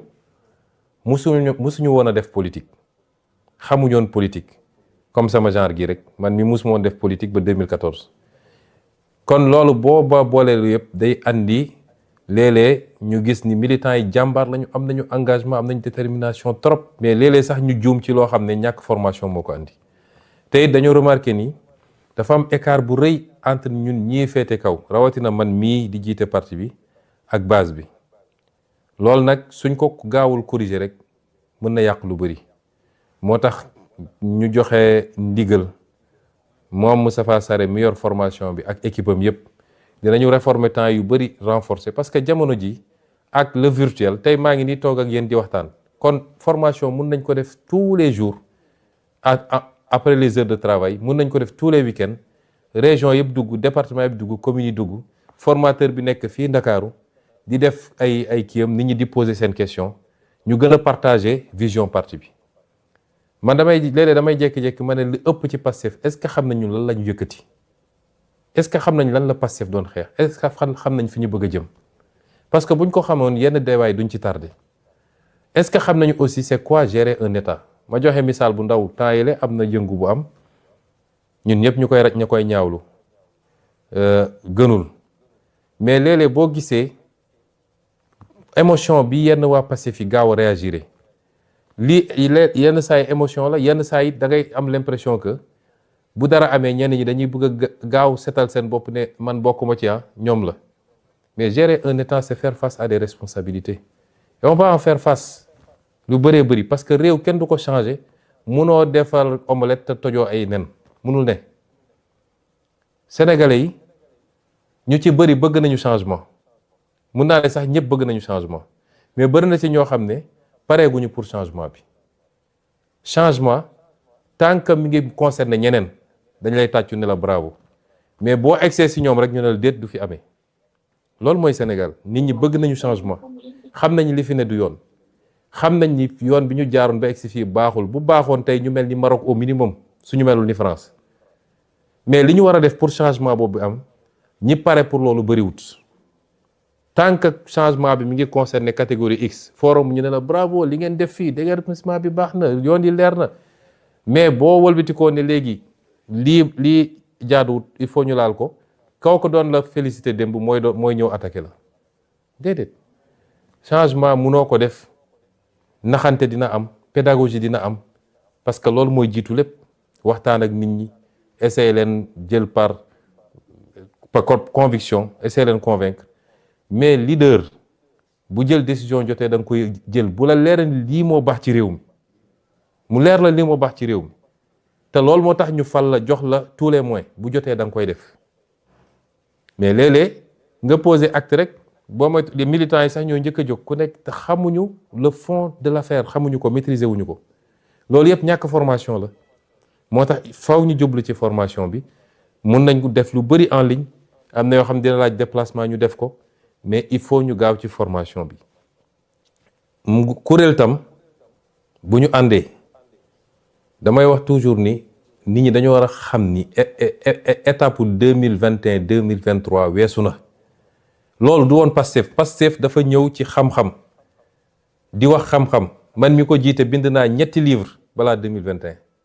3 livres wax sama gis-gis ci réew mi vision wax sama li xew ci pétrole beeg gaz bi te loolu yëpp mi ngi feeñ wax li ma gis ci décentralisation ak nag lañ ko war a doxalee saa yu ma taxawaan assemblée wax ji mën na dëgër waaye xam-xam rek laa fa daan wax joxe ay chiffres joxe ay faits ba keroog ñu xam ni ñii buñ leen teewul du sotti ñu pexeel ñu ci la Pastef doogu dugg ci xeex waaye jóg di xeex du loolu du ADN Pastef nekk ci réseau yi di xuloo di daggasante ak yooyu loolu du ADN Pastef donte nag buñ la attaqué man la ma leen yàgg a wax bu leen tooñ bu leen attaqué bu leen saaga waaye ku leen attaqué am ngeen sañ-sañu riposter chaque jour ma répété ko mais bu ñu perte beaucoup de temps ci loolu laaj nañu ba ñu jox ñu léegi nañu jublu ci liggéey bi ngeen accompagner la communication du gouvernement mbir bu amee nu mu ñagas xaar leen ba am la version officielle parce que rek nit boo àndeek moom xam ki mu doon xam nga ni war du nit buy tooñ xam nga du nit boo xam ne am aussi day jël doole di ko jaay nit ñi kon bu dara amee xaaral ba xam di xew yooyu yëpp nag ci formation ak les politiques publiques qu'on est en train de développer la gestion de l'État les ruptures que nous sommes en train d'impulser yooyu yëpp il faut ñu former ci militant bi su ma nee militant nag militant yëpp chauffeur taxi beeg mareyeur beeg maçon beeg docteur en droit bi ñoo ci yem il faut que ñu liggéey ci formation boobu te laaj na aussi participation massive de la base engagement de la base pour mun ci am résultat bi ñu bëgg ma jël question bi ci tegu.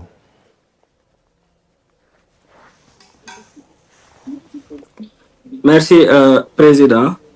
léegi dañuy dem Fatick def ko fast track rek dem Fatick Abdoulaye Djidjack Sarr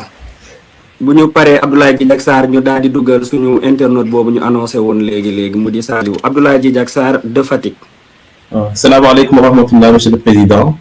nuyu naa la nuyu militants yeeg internet yëpp di rafetlu aussi initiative bi.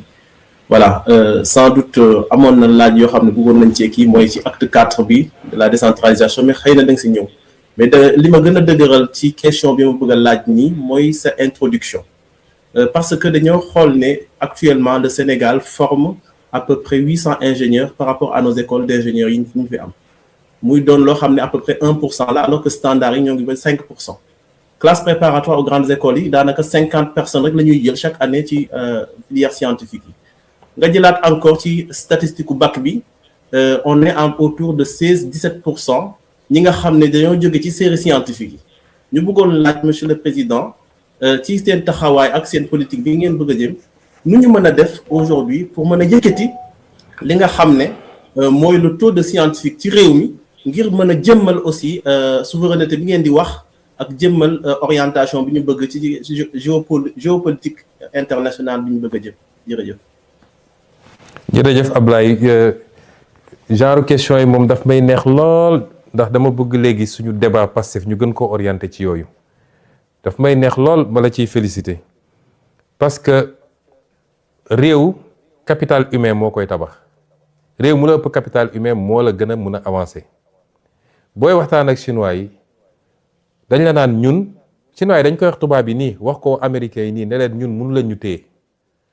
ndax benn ñoo leen ëpp ñoo leen ëpp li ñuy former ay ingénieurs par année les Chinois forment des millions d'ingénieurs par année millions laa wax de c'est vrai que quand ils sont 1,4 milliard 1,3 milliard mun nañu former ay millions mais soo dajale woon àdduna bi yëpp li ñuy former ingénieur mennum Chine li muy former moo ko ëpp dañ la naan ñun mënalata ñu téye ndax ñoo leen ëpp ingénieur deuxièmement ñoo leen gën a bari lu ñuy liggéey chinois amul noppalu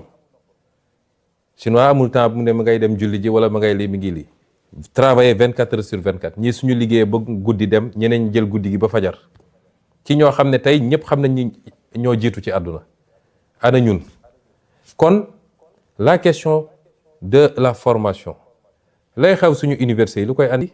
tey université Dakar lan moo ci gën a poser problème mooy tu as 30 000 étudiants ou 25 000 étudiants 25 000 étudiants yi boo ko jëlee yan fac ñoo constitué 80% yi fac lettres ak fac droit soo jëlee fac science yi boo leen dajaloon ñoom ñëpp gëwma ni mat nañu 5% ci université ba. Comment faire pour renverser cette tendance là mu commencé nag ci formation professionnelle balaa ngay wax enseignement scientifique formation professionnelle soo demee ay Japon ay Suisse ak yooyu xale yi dañ leen di teel a orienté li ëpp ci xale yi dañuy dem formation professionnelle teel a am métier mun a jublu ci liggéey fii ñëpp dañuy dem université moo tax nga gis ku mu def 10 ans université te bu paree 10 ans yooyu boo ko tegee ne ko ban poste de travail laa xam ne su ma la tegoon tey fii nga liggéey mun naa liggéey il faut mu dem defaat beneen recyclage pour mun a liggéey wala mu def concours ñu formé waat ko 1 an ou 2 ans pour mun a dem liggéey moo xam day enseigner wala ENAM wala leneen ça pose problème et c'est ça qu'on est en train de faire le ministère de la formation professionnelle ñu ngi koy renforcer mooy li ma annoncé woon keroog Mbour avec la construction des nouveaux centres dans tous les départements l'enseignement scientifique c'est tout un programme bu ñuy teel a identifier les jeunes ak leur potentiel dès l'école élémentaire dès l'école primaire l'école élémentaire et cetera ñi nga xam ne ci mathématiques am nañ ci ay aptitudes ak wala les matières scientifiques ñu gën a soññ nit ñi ñu orienté wu vers ça ñaar yooyu boo ko cumuler entre la formation professionnelle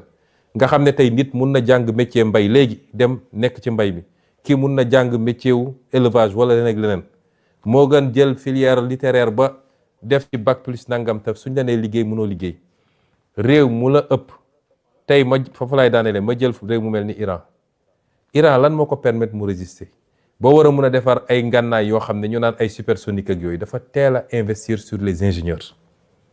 bokk na ci réew yu ëpp ingénieur dans le Golfe kon ñun dañu war a inverser tendance boobu loolu bokk na ci suñu vision ak suñu programme te ñu ngi ko commencé dès à présent moo tax société léegi nag yi ñuy créer ak yeneen type formation yi c'est pour pouvoir travailler à inverser un peu cette tendance et créer beaucoup plus de scientifiques dans ce pays dans les métiers du numérique dans les métiers les plus poussés dans la médecine également dans l'intelligence artificielle les nouveaux métiers mais également dans les domaines classiques merci ci question boobu ñu jël ki ci tegu.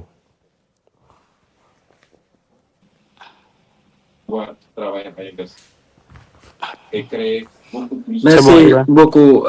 beaucoup président je pense que comme ni ñu ko annoncé woon tout à l'heure rek on va donner la parole à un internaute Saliou bu Saliou paree rek ñu daal di dem ci diaspora bi comme ça ñu épuiser 3 à 4 questions yu ñu desee Saliou vous avez la parole. Salaamaaleykum président ñu ngi ziar di la jox sa wàccu weeru koor ñaari question yi bu nga xam ne dañ ko bëggoon centré ci débat bi mooy exemple bi président dafa toogoon hôtel Méridien mu ne parti état la ñu wax tey ndax Pastef mu ngi sentir boppam influence Pastef ci dans la conduite des affaires de l'État et les orientations stratégiques gouvernement bi nga xam ne dañ ko war a doxal loolu Pastef président dafa mos a toog mu ne dafa war a nekk au cœur de l'État maanaam mooy état parti beneen laaj bi mooy taxawaay bi nga xam ne moom la premier ministre bi am ci gouvernement bi en tant que président Pastef loolu dafa war a nekk dans la continuité ak yan facteur la am ak influence ci primature bi nga xam ne dañ ko war a nekk dans la continuité comme leer nañu suñ président parti il va rester toujours à la tête de ce gouvernement jërëjëf. jërëjëf Saliou ci laaj bi daanaka ñaari laaj yi mun nañ ko tënk mu doon benn parce que c'est 2 questions qui sont liées. Pastef mooy parti bi nga xam ne moom moo conquérir le pouvoir donte ba mu koy conquérir dissoudre nañ ko te loolu di wone rek doole ak capacité parti boobu donte biñ koy conquérir dissoudre nañ ko juridiquement waaye ñëpp xamoon nañ ni factuellement y a pas un parti plus existant et plus vivant que Pastef kon Pastef moo conquérir pouvoir bi ànd ceeg ay alliés. waaye boo doon jël nu mu tudd 100 jàpp naa ni 90 yi wala lu ko ëpp Pastef la moom moo conquérir pouvoir bi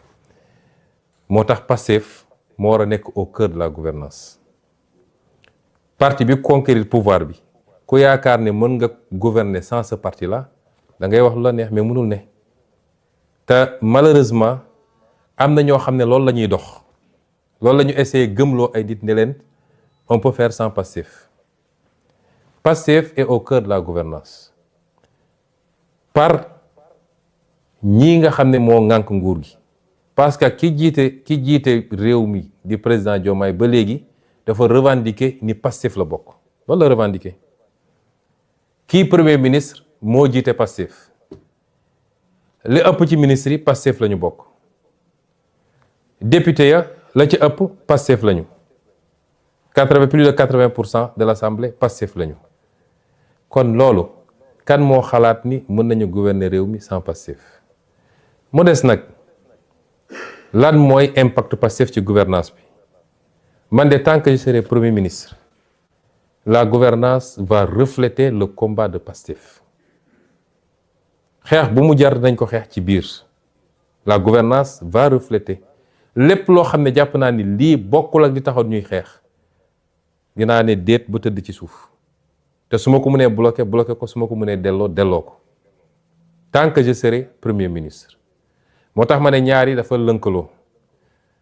lan mooy avenir u Ousmane Sonko dans le gouvernement man je vous ai toujours dit que je ne me focalise pas sur un poste particulier am na ñoo xam ne tey su bëggoon jot li ñuy dox mooy nu ñuy fexee ba Ousmane Sonko bañ a nekkati premier ministre parce que fileeg maa ngi fi la ñu bëgg mu yomb ci ñoom ay lobby la ay ba ci suñu biir ma wax leen ko am na ñoo xam ne tey seen pexe su ba ngoor mu doon jot mooy dañuy dem sax di déyaate di wax lu ne waaye nañu fexe moom comme affaire am dafa métti mbir mi dafa dëgër et cetera dafa mel ni moom mooy président balaa may dee ñu ne premier ministre super fort man je suis pas un premier ministre super fort man maay le premier ministre bi gën a néew pouvoir dem leen ngeen jël le décret de répartition des services bu Abdallah Boun Dionne ak ñi ko jiitu ci premier ministre ba bi ñuy tas primature parce que bi ñu dellu see primature jotuñoo def yooyu donc sooy jël baromètre da nga koy jël foofu di ngeen gis ni maa gën a néew ay pouvoir ci premier ministre yi fi jaar bëri na ay services yoo xam ne mi nga woon primature tey ma nga présidence de la république réclamé wu ma ko parce que man xëccoo ma pouvoir la primature n'est pas forte parce que dañ maa jox ay super pouvoir la primature est forte parce que man maa fa nekk dafa am loo xam ne je le dis avec toute l'humilité nit ki ni ngay solee yére biñ la ñawal mooy jox valeur yére boobu man awma plus de pouvoir que premier ministre fi jaaroon ñoom ñoo ma ëppoon pouvoir dans les textes waaye man lu may def dama koy mat ba mu mat sëkk man duma koo xam ne dañ lay jox nga nekk fii di dammayloo sax oui monsieur nangam déedéet damay def li ma war a def président jox naa ko cër ba mu mat sëkk moom mooy président de la république lu mu wax ma ne ko son excellence monsieur le président de la république waaye ni mu amee ay pouvoir ci constitution noonu la amee ay pouvoir ci constitution man tam nit ñi dañoo foog ni premier ministre benn appendice la déedéet constitution da ko jox pouvoir il est le chef de l'administration il est le chef du gouvernement et il conduit la politique de la nation loolu kan moo ko ëpp cër lenn moo ci des mooy président moo yor décret mooy nommé bis bu ma wooyee ne ma bëggatuma nga nekk premier ministre ma dellu toog mais je suis le premier ministre du Sénégal te dama koy xool leen premier ministre France wala feneen ak feneen est-ce que xam ngeen ni en France le président n'a pas l'initiative de la loi c'est le premier ministre qui définit la politique de la nation en France ñooñu ñoo ëpp pouvoir foofu ko suñu premier ministre yi am na ay réformes yu war a ñëw nee nañ dañuy changer lu bëri man réclamer mu benn pouvoir man li ma yor doy na ma sëkk te réforme buy amit parce que léegi damay dégg président de la république ne je veux un premier ministre super fort réforme du président de la république moom moo naan je veux un premier ministre bu mel nii wala ne réforme yi c'est pas pour le président c'est pour le Sénégal réforme yi suñ koy def duñ ko def parce que le président lii la bëgg ou le premier ministre lii la bëgg ou diw et aucun d'entre nous n'a le pouvoir seul de déclencher des réformes parce que sooy def réforme par exemple réforme constitutionnelle su dee da ngay jaar par la voie parlementaire assemblée nationale lay dem kan moo yor majorité assemblée nationale c'est Pastef président mënul def réforme sans Pastef bu dee da nga dem référendum kan moo yor référendum c'est le peuple qui va voter kon réforme yi du man maa koy bëgg mu nekk du président moo koy bëgg président day proposer il propose ces réformes parce que dañ ko fal ak programme mu ne Sénégalais lii ak lii laa bëgg a def bu ñëwee day def na lu baax woote na ay assises dajale Sénégal yépp ñu waxtaan bi mu paree yemul ci loolu dafa dajale ay kàngam ne leen assises yi dama bëgg ngeen liggéeyal ma defar ma ko ay textes mooy li mu annoncé keroog 31 décembre ñooñu def nañ ba pare day jël texte yooyu yóbbu ko assemblée nationale. Assemblée nationale nag am sañ-sañu càmbar texte yi virgule par virgule. C'est pas parce que président moo ko andi rek dañuy voter les yeux fermés bu ñu gisee ni doy na leen ñu voter bu ñu gisee doyu leen du ñu voter. moo tax nag tant que ñu ngi fii am majorité bu confortable à l'Assemblée yàlla def ma chef de gouvernement ñu am un président boo xam ne président wu Pastef la gouvernance bi dafa war a sàpp Pastef bu baaxee ñu xam ni baax na on rendra compte au peuple bu bonee tam ñu xam ni bon na peuple bi jël ses responsabilités. C'est comme ça que ça doit se passer bu demeewul noonu it parce que man j'ai pas de problème man poste premier ministre bi yàlla xam na ni la ma ci gën a ragal mooy su ma fi jógee parce que je dis avec humilité après 2 ans nous avons été un verrou contre énormément de choses. Le système chaque fois je le dis il est encore là te bés bu ma randoo mu def ne ma daan def man loolu moo ci sam problème man premier ministre jëluma ci salaire jëluma ci avantage suba ba ngoon jot damay liggéey ba bejaaw kon man je ne me focalise pas sur un poste particulier et je n'essaie pas de faire de l'ombre au président de la République. Le président de la République a son canal am ses attributions j'ai mes canaux kenn ku ne mën na exister sans pour autant que keneen ki bañ a exister su ñu jàppee ni pour que le président existe il faut que le premier ministre disparaisse foofu juum nañu. Chacun doit pouvoir exister de par les attributions qui sont les siennes mu mat ko sëkk def ko keneen ki jàppale ko ci mu réaliser li mu war a def et c'est comme ça que je vois les choses. Maintenant situation bi ni mu posé wu nii si le président est aligné à son parti le débat ne se pose pas. Si le président n'est pas aligné à son parti te ñu bokk di gouverner on est dans une situation que je qualifie moi de cohabitation douce. Une cohabitation douce. Parce que parti ba moo yor majorité Assemblée nationale moom jusqu'à preuve du contraire moo yor premier ministre ba keroog président ne premier ministre bëggatuma. kon suñu demoon ba bokkuñu gis-gis ñi ñu war a yore réew mi on est dans une cohabitation douce raisonnable et raisonnée suñuy contradiction ñu koy gérer di essayer seet li nga xam ne mooy les convergences ñu dem. bu rupture amee on sera soit dans une cohabitation beaucoup plus corsée ou bien Pastef redevient un parti d'opposition. Pastef amul problème ci lenn ci loolu mooy li ma wax rek à l'entame de mon propos. Pastef est à l'aise dans sa posture, dans la posture qui est la sienne parce que Pastef est quitte avec sa conscience fi mu waroon jaar ak ñëpp jaar na ko fa. kon mon avenir dans le gouvernement n'est pas le plus important. la ma ci ragal mooy conséquences dommageables yenn situation yi mën a am ci mandat bi nga xam ne c'est un mandat important ñu hérité d'un pays extrêmement difficile d'un héritage catastrophique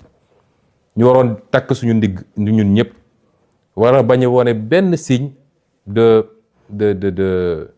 dissension entre nous te population yi xaaruñu loolu ci ñun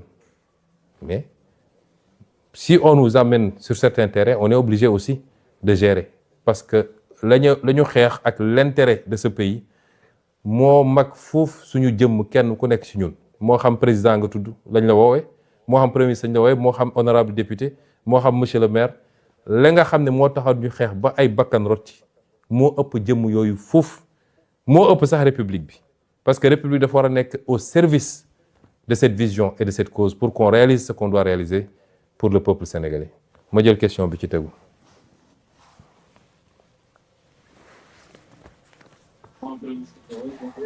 merci président dañuy dem ci diaspora bi premier intervenant diaspora bi muy diaspora Europe je précise mi ngi nekk Pays-Bas mu di Casimir dañ lay jox kàddu gi bu ñu paree ñu dem diaspora Afrique question yi bu gënee gaaw rek comme ça comme ñu ngi jege ndogu ji. waaw bonjour monsieur le président. c'est Casimir. bonjour Casimir. Donc damay wax sur le nom de toute la diaspora je pense qu'après 2 ans au pouvoir diaspora bi war na am benn rencontre ak yow parce que nous sommes une diaspora de la contribution. D'où ma question suivante. Monsieur le président bi nga ñëwee Milan da nga def benn présentation presse plan de redressement économique et social ma jëloon ci kàddu di doon laaj est-ce que aujourd'hui le parti PASTEF mettre na en place un réseau boo xam ne ni les entrepreneurs patriotes de la diaspora dinañ mën a ñëw renforcer liggéey bi nga xam ne da ngeen koy def au niveau des presse de la presse du plan de redressement économique et social. Est-ce que am na ay canal yoo xam ne ni dinañ ci mën a ñëw pour ñooñu teg ñu ci yoon ñu mën a jàppale le gouvernement ci liggéey bi nga xam ne ni dafay renforcer les PME ba nga xam ne ne jafe-jafe gerte yi duñ ko am parce que dina am des entrepreneurs assez solides pour accompagner le gouvernement dans cette politique là di leen jaajëfal bu baax. jërëjëf Casimir ci laaj bi ñu ngi nuyu waa Europe yëpp dinañ fa ñëw bu sedd bi jeexee rek ndax man ñëwewuma seen sedd yooyu dinañ ñëw seet si leen ñu waxtaan bu baax incha allah di leen féliciter encore ci seen taxawaay ndax ñëpp xam nañ diaspora bi li ñu taxaw ci liggéey bi ak ci xeex bi ñu ngi leen ci dellu féliciter bu baax. di wax tamit ni question bi nga laaj dafa am solo mais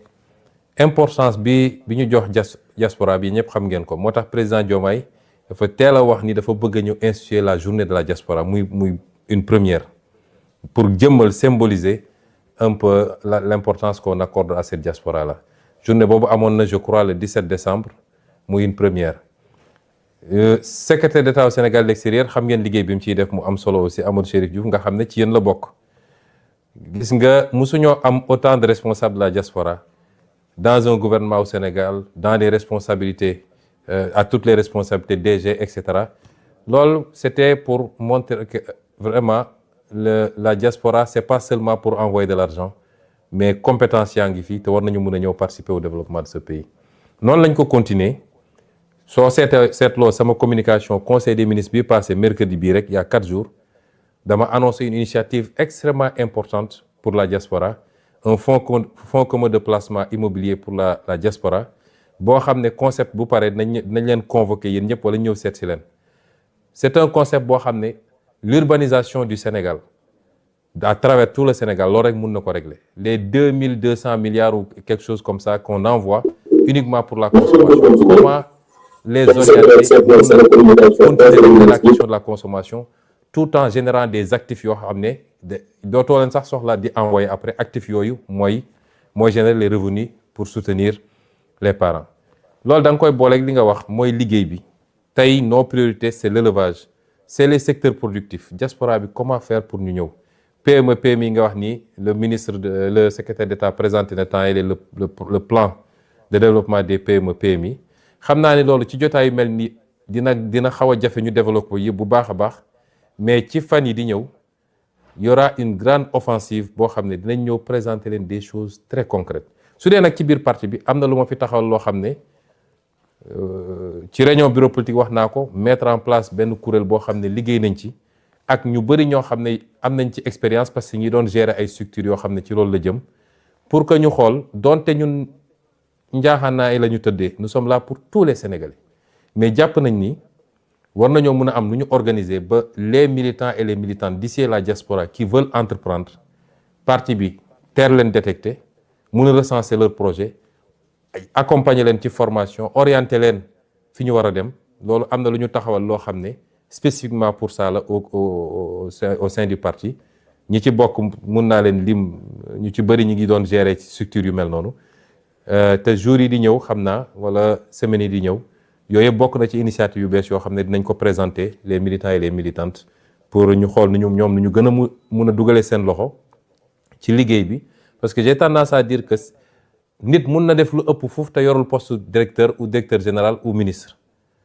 mun na def lu ëpp solo foofu dans la construction du développement te soxlawul titre bu ñu koy signer un mercredi du conseil des ministres yooyu la ñu war a gën a mun a yooyu la ñu bëgg gën a renforcer gën a promouvoir pour le bien de tout le monde ma jël donc la prochaine question.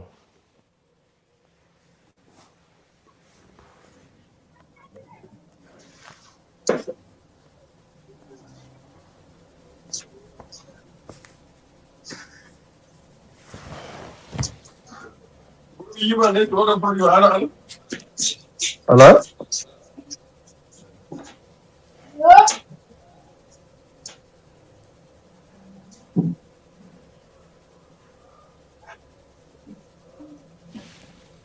Diallo. Merci, Président. Merci, Karamba. Président. Oui. Karamba Oui, Karamba, Dramé. vous avez la parole. Non, c'est Karamba Touré.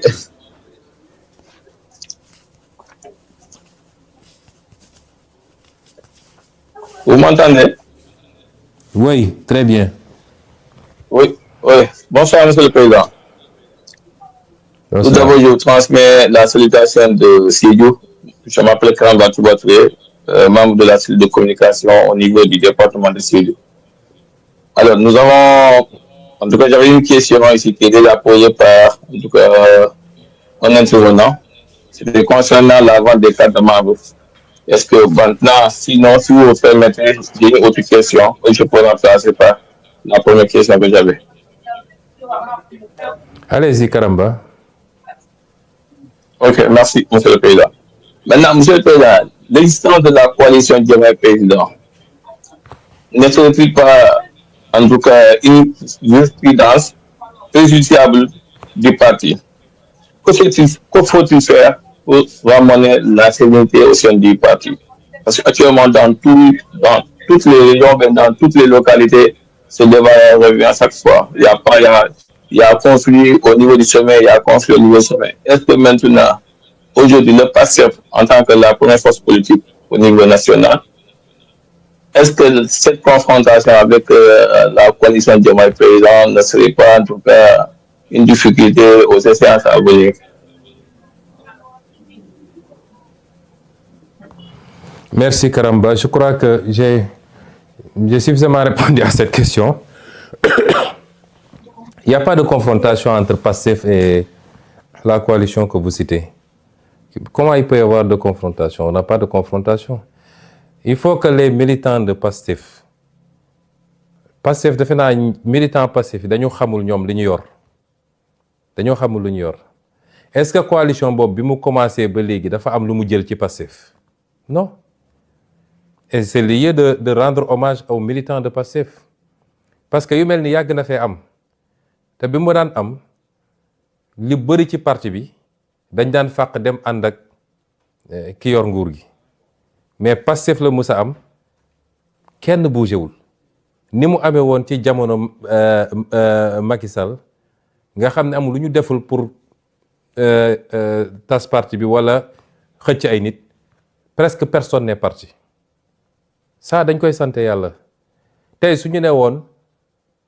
nangami personne,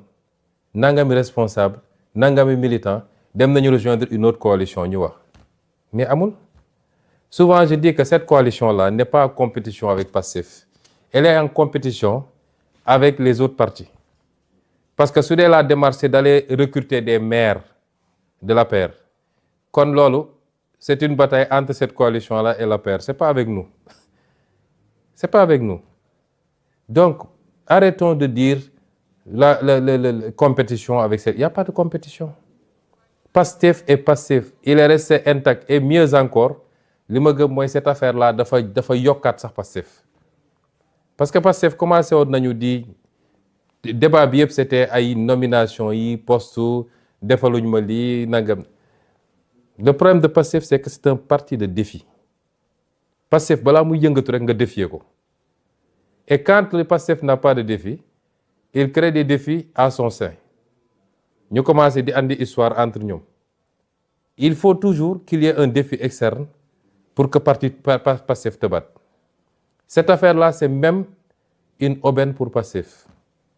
Quand je veux qu'on arrête de dire oui, la coalition X, Y. Mais am na parti yu fi nekk ëpp doole, ëpp ancrage, ëpp militant. Te vous ne parlez pas de ces partis-là. Et on continue à dire la coalition X, Y. Je veux plus que les militants de PASTEF parlent de cette coalition. Les militants de PASTEF n'ont qu'à se concentrer sur PASTEF si li ñuy liggéey ak li nga xam ne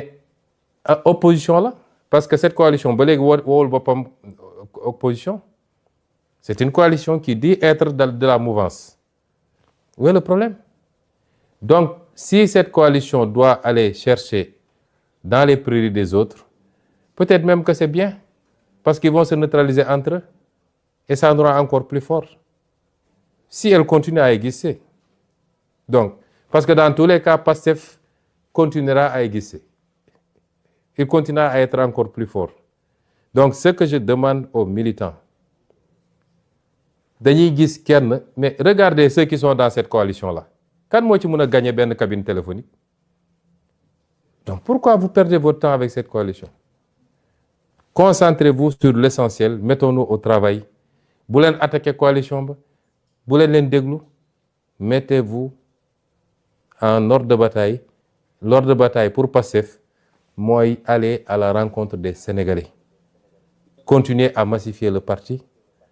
discuter avec les Sénégalais sur ce qu'on est en train de faire. C'est ça l'ordre de bataille. Je ne veux même plus qu'on soit là à dire la coalition de X ou de Y. Ça, c'est pas l'ADN de PASTEF. Je prends... Il reste une question.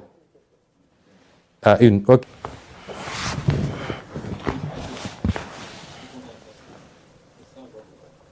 Merci, Président. Je pense qu'on va prendre Dramé, Bou Medina Yerofoula. Oui. Ouais, une seule question, Dramé.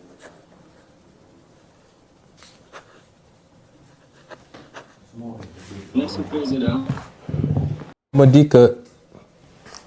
Dramé de Medina Yerofoula, c'était le dernier intervenant. Mais il y a un problème de connexion. Mais il a envoyé sa question. Moi, je sais quand il y a Medina Yerofoula. Nous avons organisé l'équipe Nemmekou Tour qui s'est reconstituée avec Fadilou et Djamilatou. Nous avons travaillé à nous proposer un planning. On avait demandé à chaque département d'envoyer ses propositions. Je crois que beaucoup de départements ont envoyé. J'espère que Medina Yerofoula aussi. Et en fonction de ça, nous avons fait organisation en tenant compte de l'environnement, des contraintes, de la spécificité de chaque département. Et on va venir, mais je peux garantir à Medina Yerofoula que, Inch'Allah, ci lu yàggul dina ñëw foofu def tournée nemmeeku waa Medina Yerofoula. J'ai beaucoup d'espoir sur Medina Yerofoula parce que je connais le potentiel. C'est le plus grand département géographiquement, en tout cas l'un des plus grands, avec un potentiel extraordinaire, surtout pour l'agriculture. Même le bassin arachidier est en train de se déplacer fofu. Donc il faut que, aussi bien ci suñu action État que suñu action politique, ñu gën a bàyyi xel ci département yooyu. Le monde ne s'arrête pas à Dakar, Thiès, Touba, etc. Yooyu yëpp am na solo, mais Sénégal dafa yaatu te chaque département compte pour nous. Voilà, c'était la dernière question. Su ma juumul.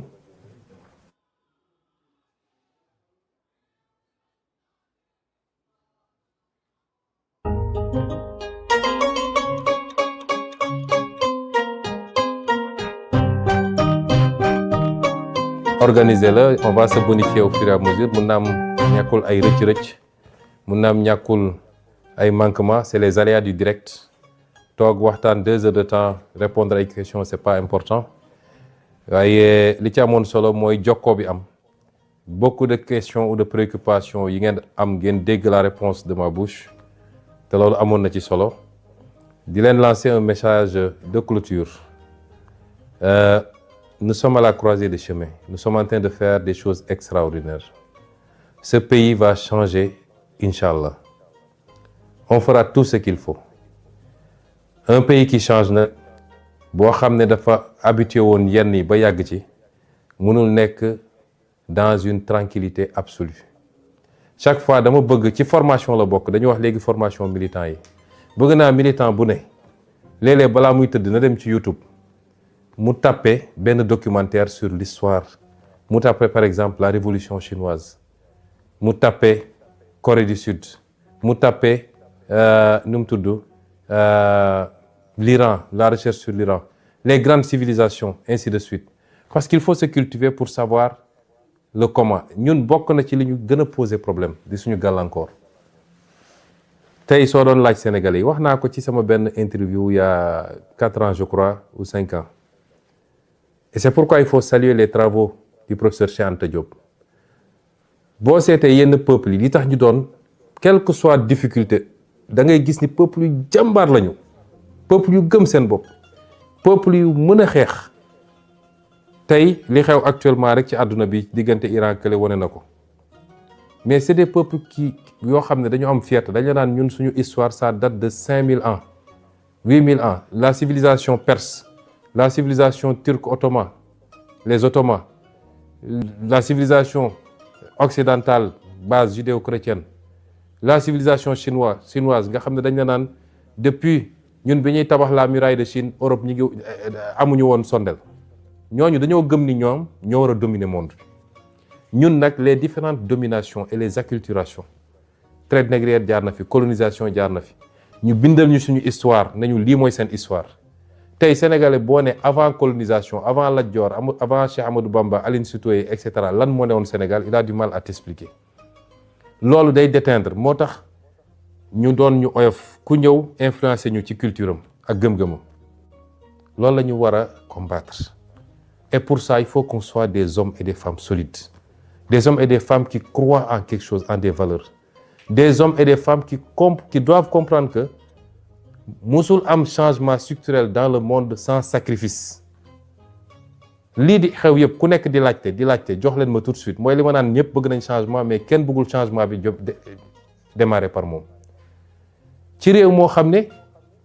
wax naa léegi benn exemple bu simple ñii di guerre ñi benn missile bu ñu envoyé rek benn missile